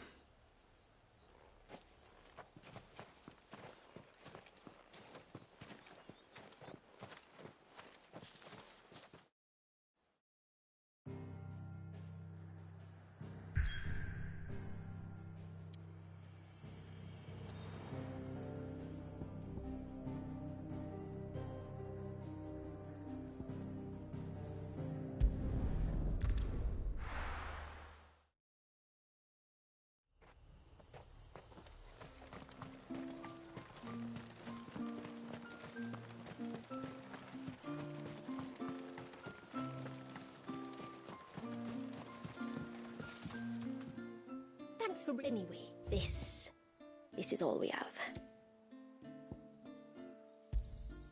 Well, if you're showing.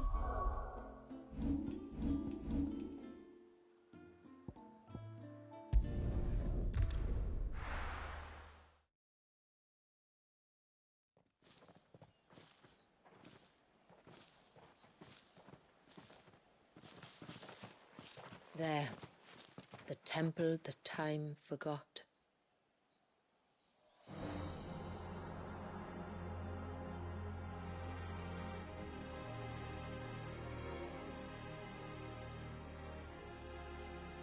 And the Ver is inside. Yes. You can see the spell's path from the nave.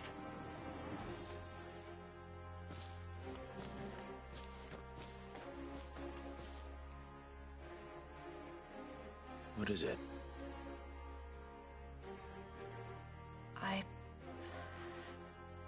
I don't know. It's probably nothing.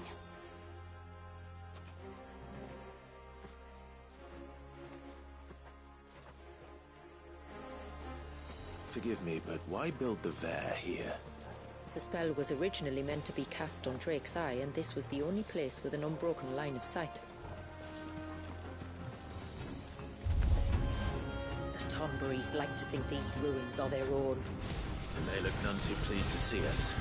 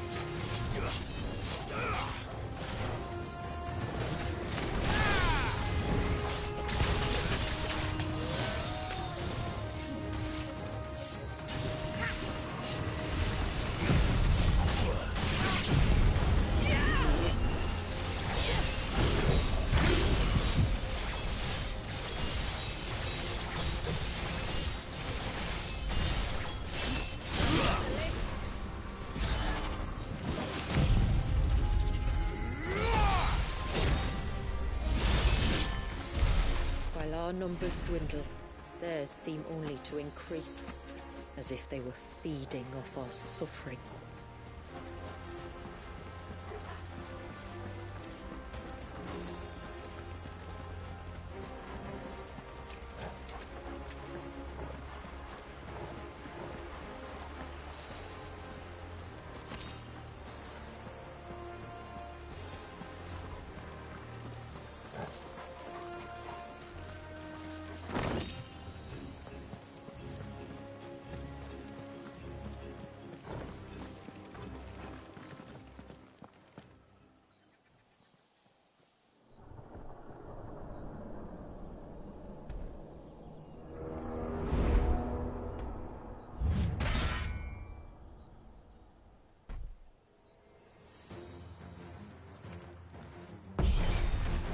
Could this be their leader?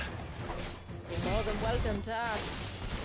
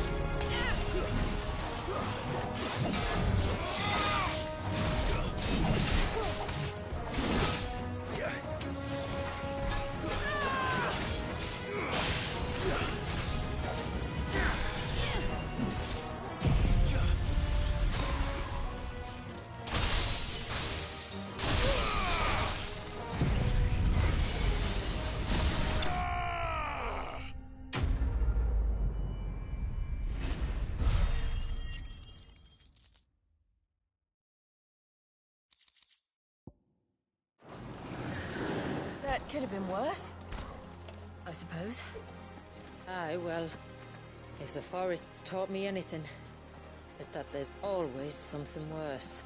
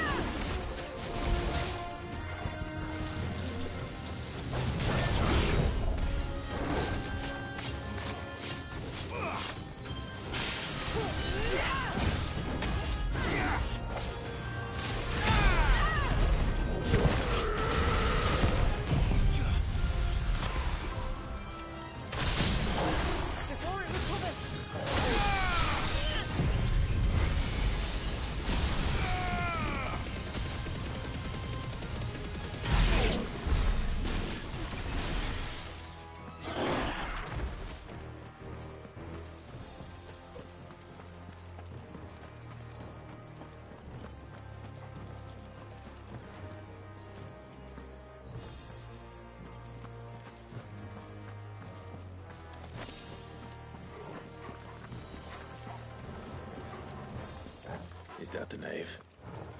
Just inside the dome, yes. But it's what's out here that worries me.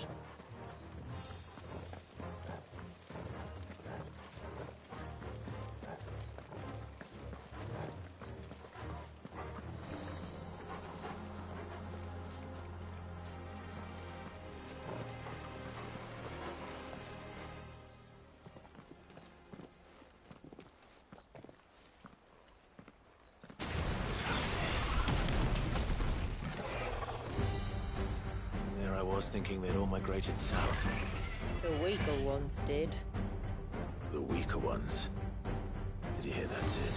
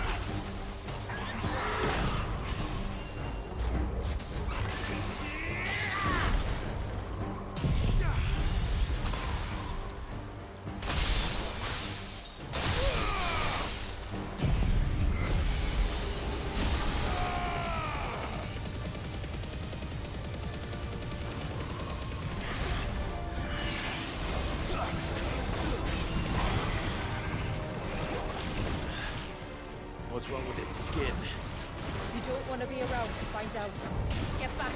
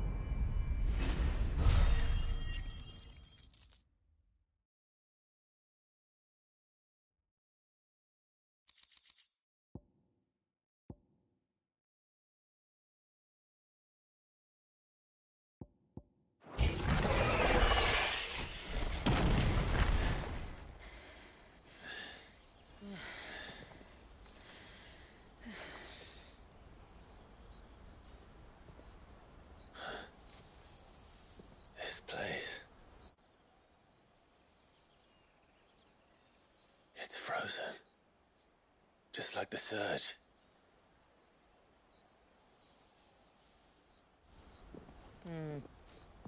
Another of my ancestors' sins. Shall we?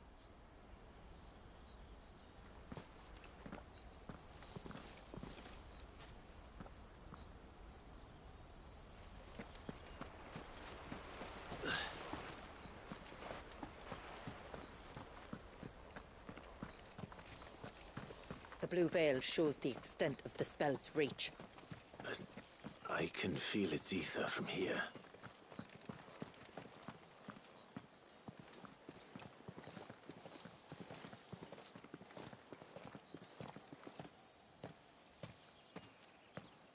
Shula, wait. Before we cross the threshold, I'd like to know a little more about how these magics work. I assume we'll be safe from their influence. We won't grind to a halt, if that's what you mean. The spell only affects the things that were present at the moment it was cast.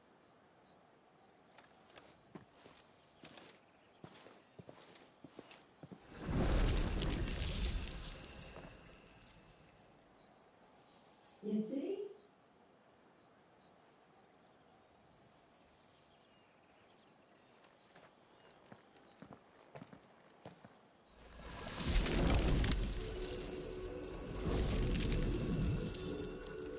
if we can enter, that means other things can as well. Like the ones we saw on the way here. And worse, probably.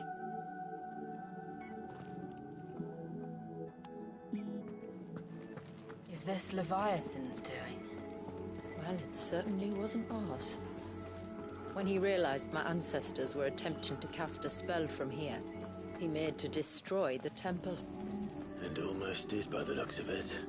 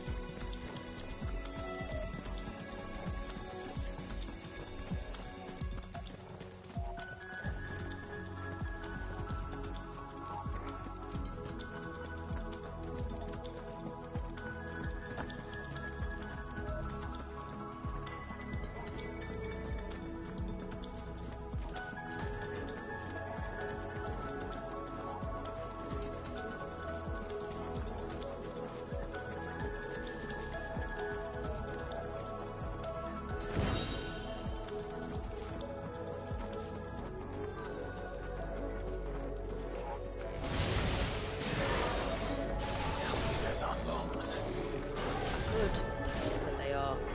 Then why is it so cold in here?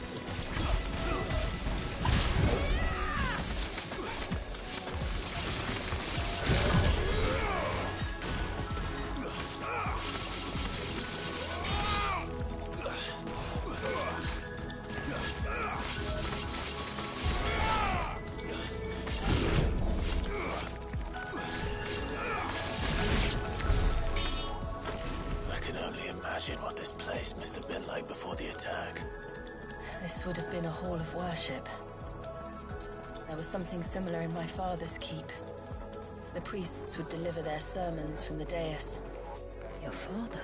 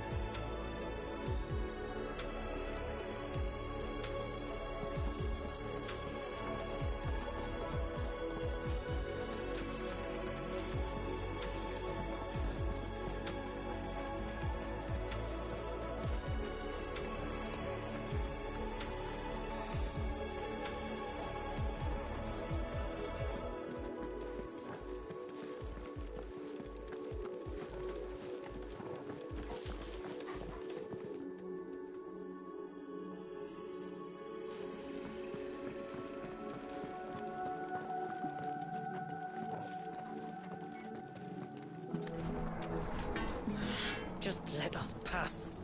It's all right. We'll get through this.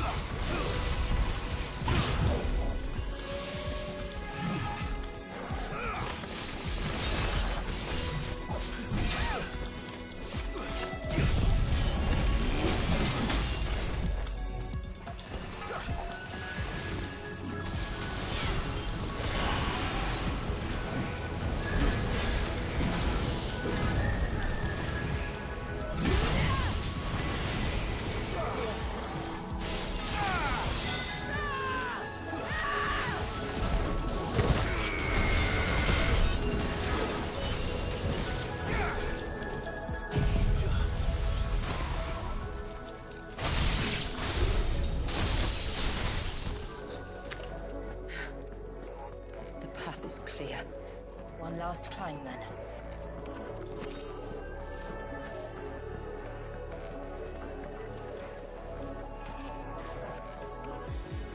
The Fair.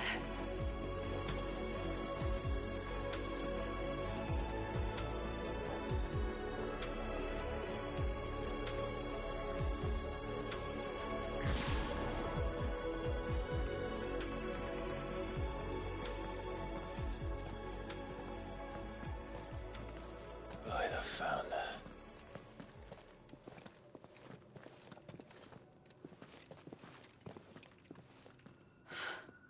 It's just as I thought. Jill, does this ether not feel somehow? Familiar, yes. I sensed it the moment we arrived, though I wasn't sure until now. You can feel it too, can't you, Clive? She's calling us. You don't mean the witch? I do. Though she was more than that. Much more. She was a dominant. A dominant who once commanded the icon that now resides in both me and Clive. Of course. I don't know why I didn't see it. Who else would have the power to freeze time? None other than Shiva herself. But for her ether to endure after all these years, it's almost as if...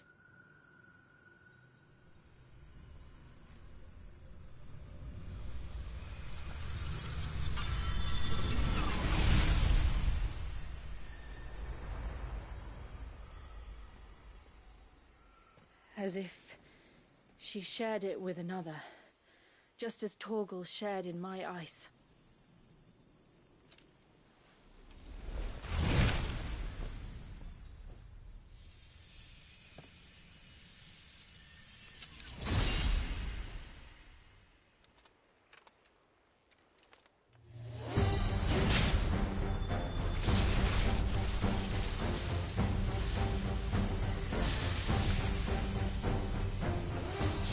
Companion. Though something tells me she's not as friendly as us. Our ancestors never warned us about this. It wasn't left here for them. I doubt they even knew it existed.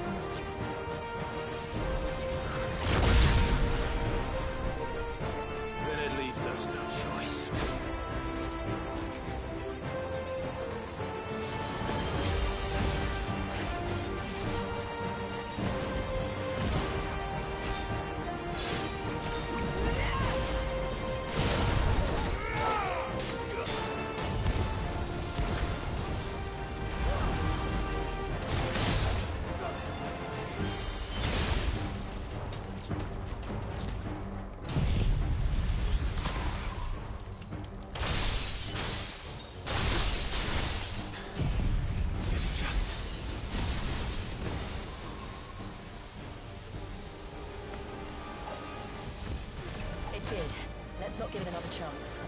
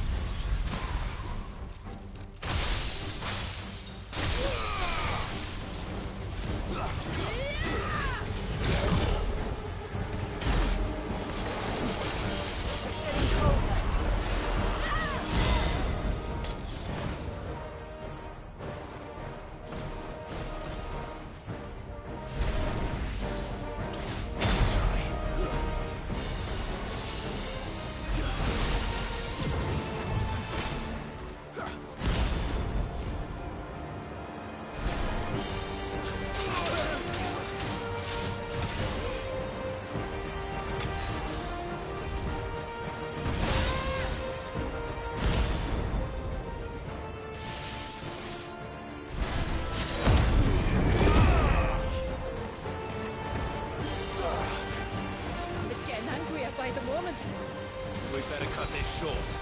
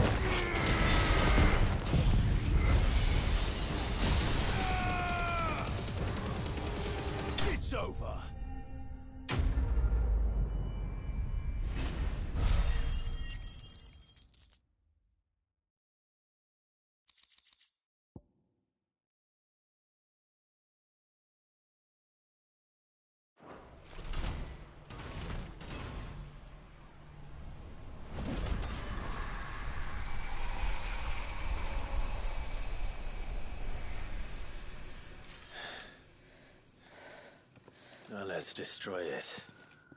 And put an end to this. Wait. The spell must be weakened, not undone. Isn't that what we came here for? Did you ever stop to wonder what might happen to the tidal surge if I unraveled the whole spell at once? I didn't think so. This is going to require a bit more finesse.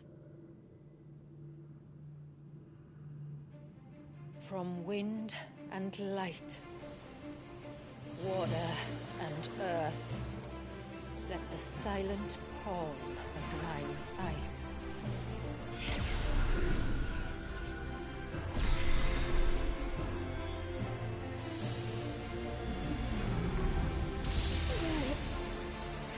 There's too much ether.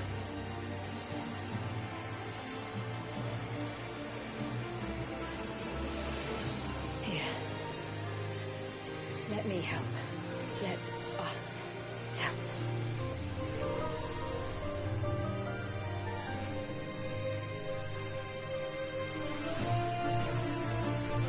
Almost.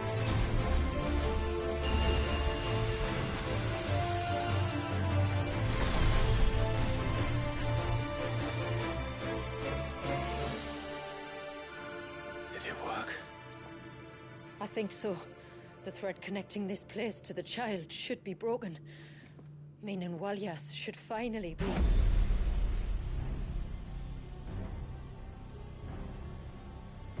Free once more. Leviathan, our most profaned fragment, its divinity defiled by the hand of man, its spirit shackled by his hubris, till Mythos came, bringing release. Now, let the sins of man be redeemed by the hand of the servant of God.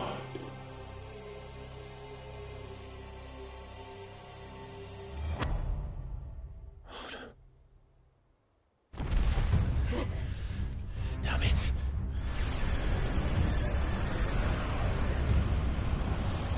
It's happening, isn't it? It is.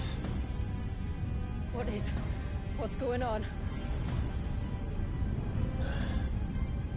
Precisely what we feared. Leviathan is out of control.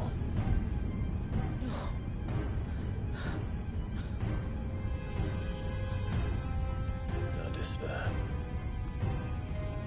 This isn't over yet. You should head back to the village and get everyone to higher ground. As for the rest... the rest, Ifrit will handle.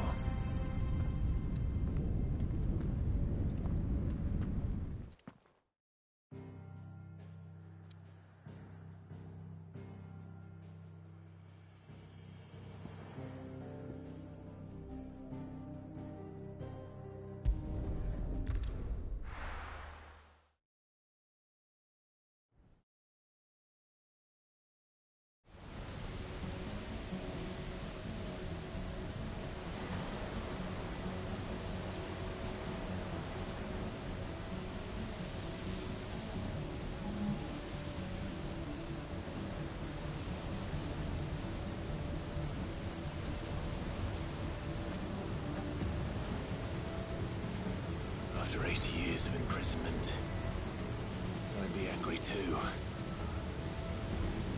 But I can't let it end like this, Walyas. It's time for you to come home.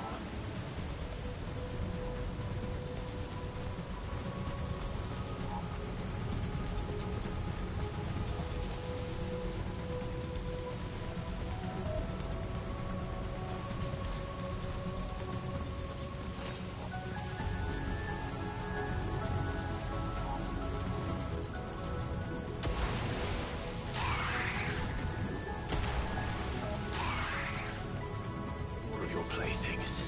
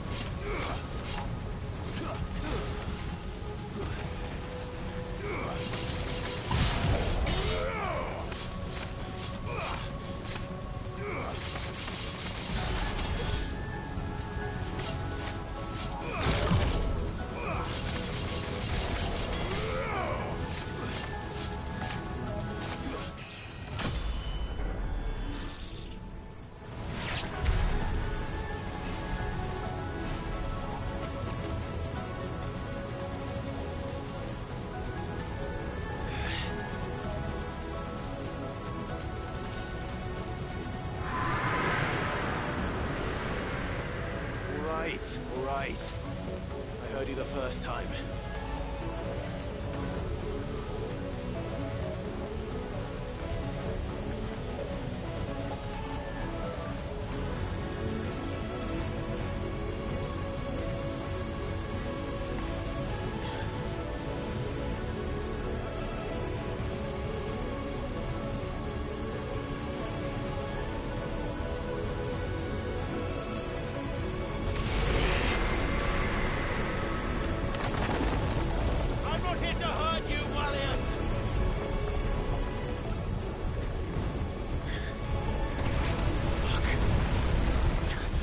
Too close.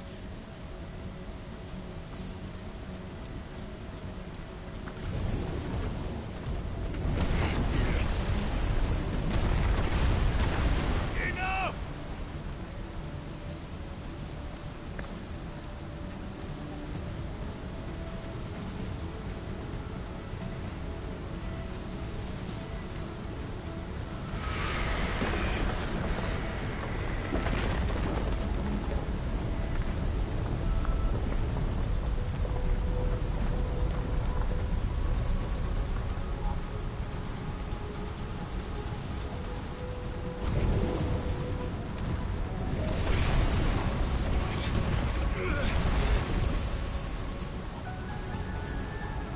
Come on, then. No more hiding.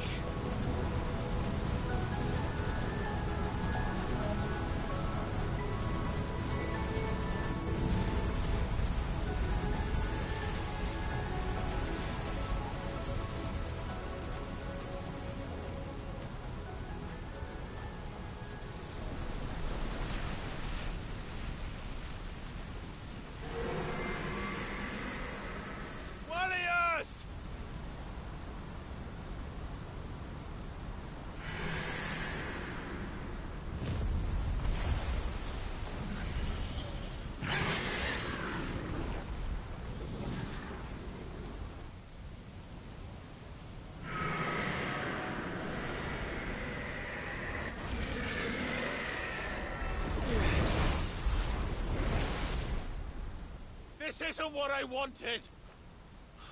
I only hope you can forgive me.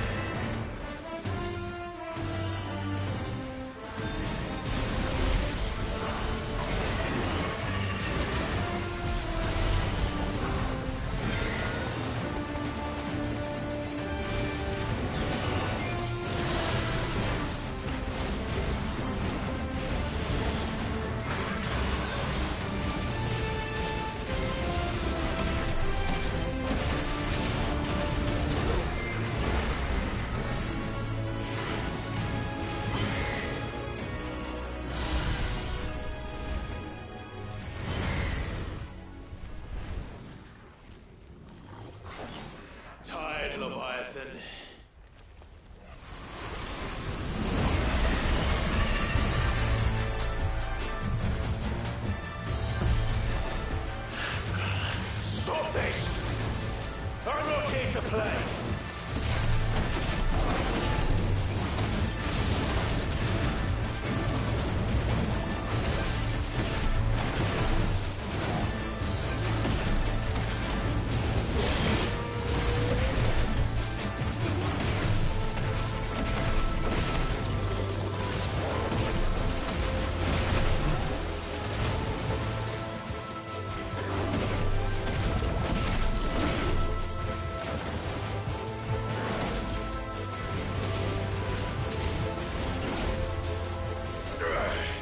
I said, stop!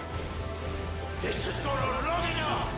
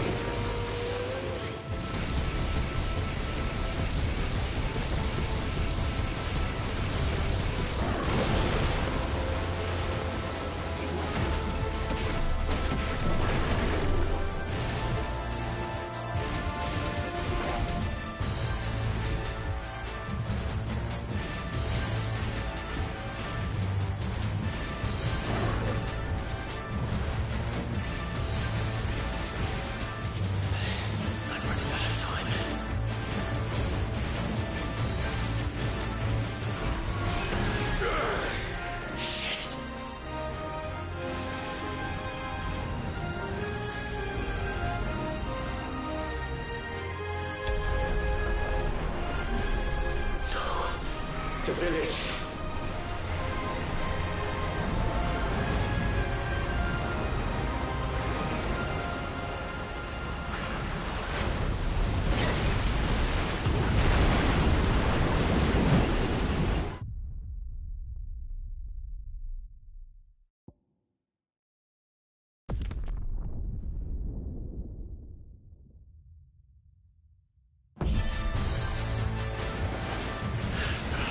Stop this!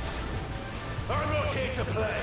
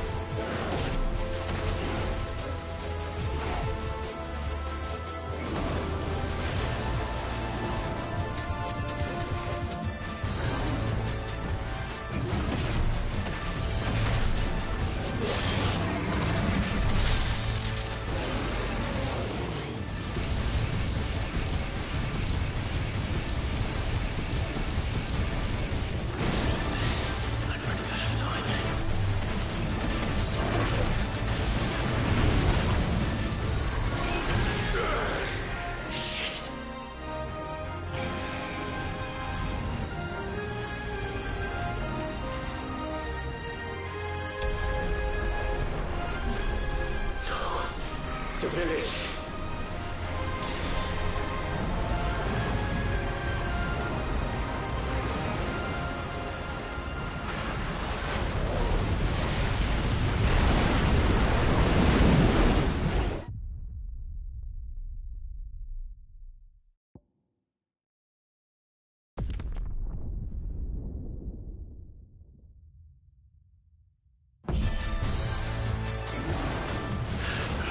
Stop this!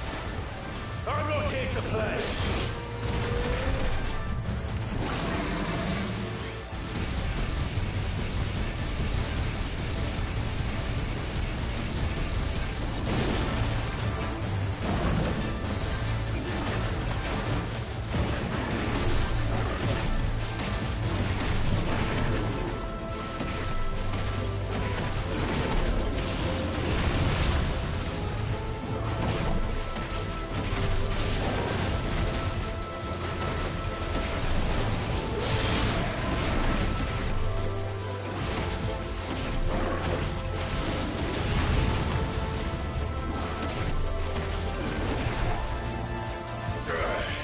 I said stop! This has gone on long enough!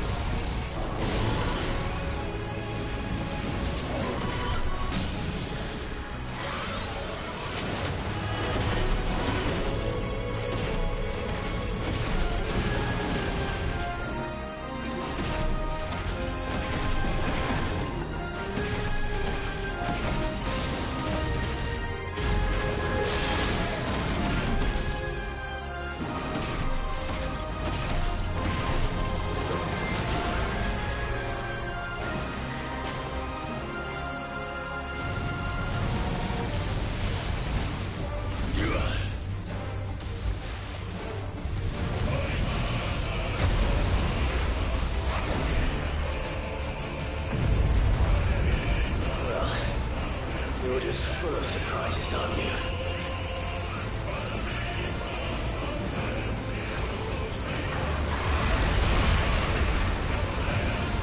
Garuda will be proud.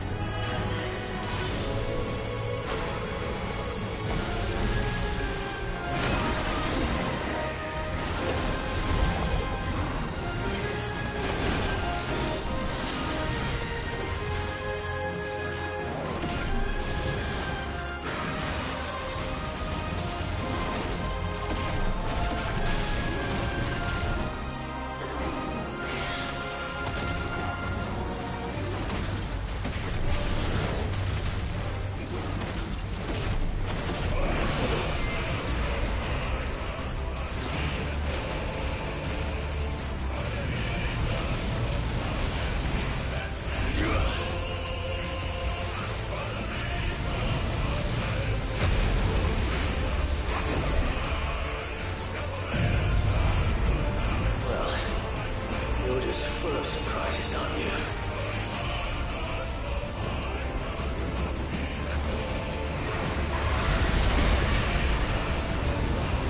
Garuda will be proud.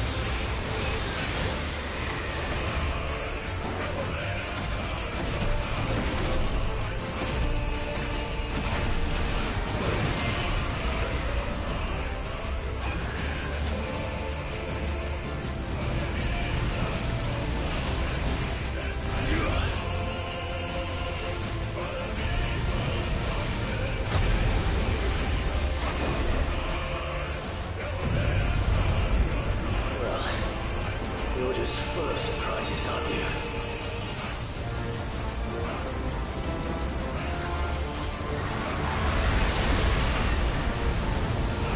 Garuda will be proud.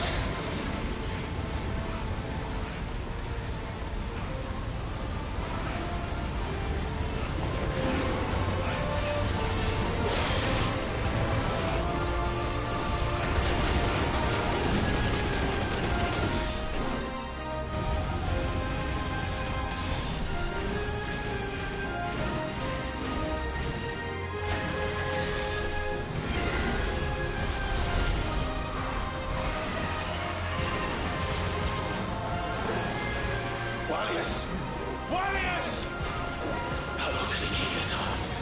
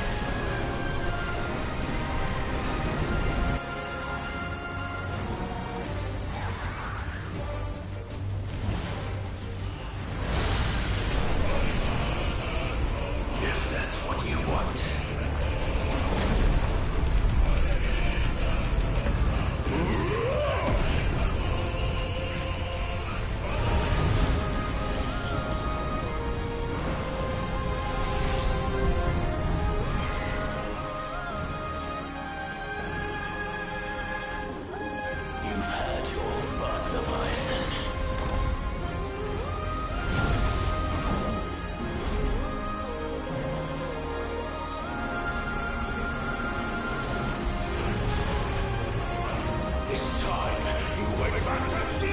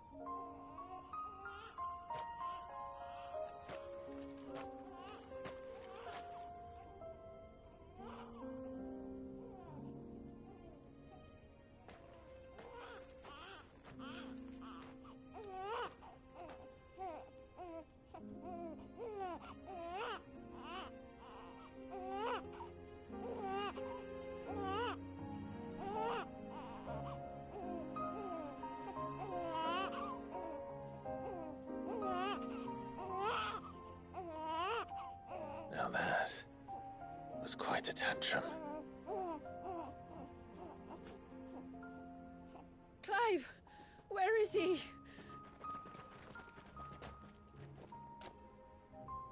Well, yes.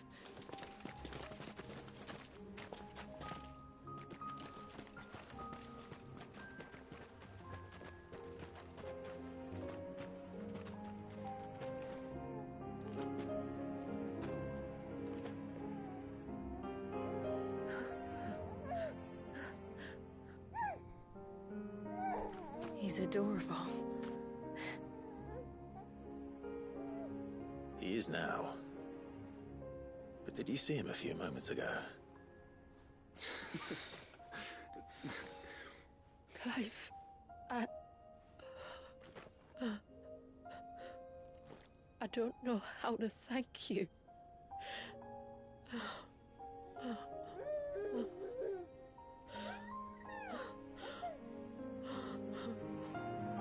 It's all right. We should find him a dry blanket now. Wouldn't want the little monster catching a cold.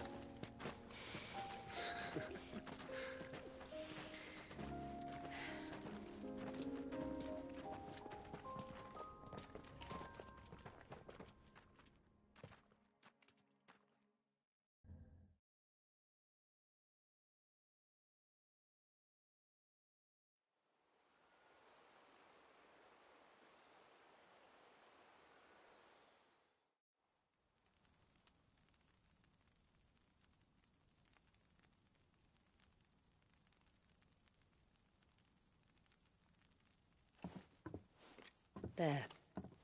He's finally asleep. The poor thing had a long day. That makes two of us. So, what happens now? Now? Now, we make things right. How? By providing Walyas what he was denied. A place to learn and grow. A family to love and protect him. So that one day, when the wounds in his heart and mind have finally healed, he might decide for himself how he'd like to live the rest of his life. But until then, I'll stay by his side, come what may. Then he's a lucky boy. And not only because he'll have the best warrior this side of the belt to teach him the battle axe. She'll do her best. Shula, the beast that threatened your home is tamed. The empire that threatened your people toppled. Might it not be time to cast off your ancestors' glamour and retake your place in the Twins? Perhaps. It's not as if we have the crystals to maintain the wall much longer. But are we truly safe? Is the world truly ready to accept us for who we are and what we believe? If I remember rightly, you and yours still choose to remain hidden, do you not? We do. Well, your people will always be welcome in Haven, regardless. As will yours in the hideaway. We're allies now. If there's anything you need from us, supplies, food, equipment, do not hesitate to ask. It's kind of you to offer. But we'll manage, just as we always have. Besides, I suspect you'll be needing everything at your disposal if you're going to save the world.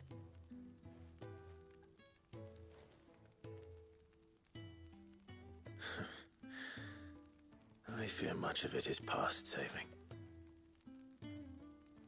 The best we can do is strive to turn what's left into a world where we can all live as equals. A noble endeavor. And there'll be a place in this world for us, will there? For Walyas. For everyone.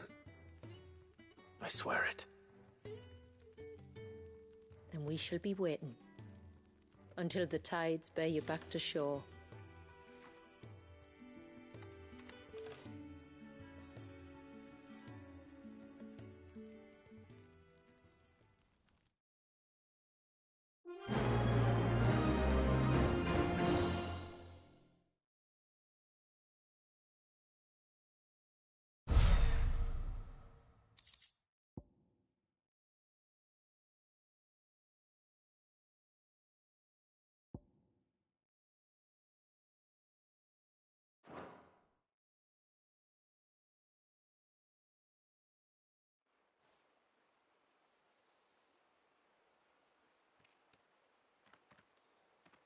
Do you think he'll be all right?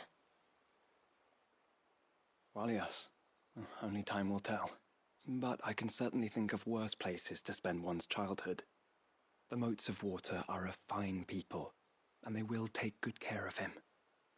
Up by the Vare, Ultima spoke to me. He called Leviathan his most profaned fragment, and told me to redeem the sins that had laid him low. Is that so?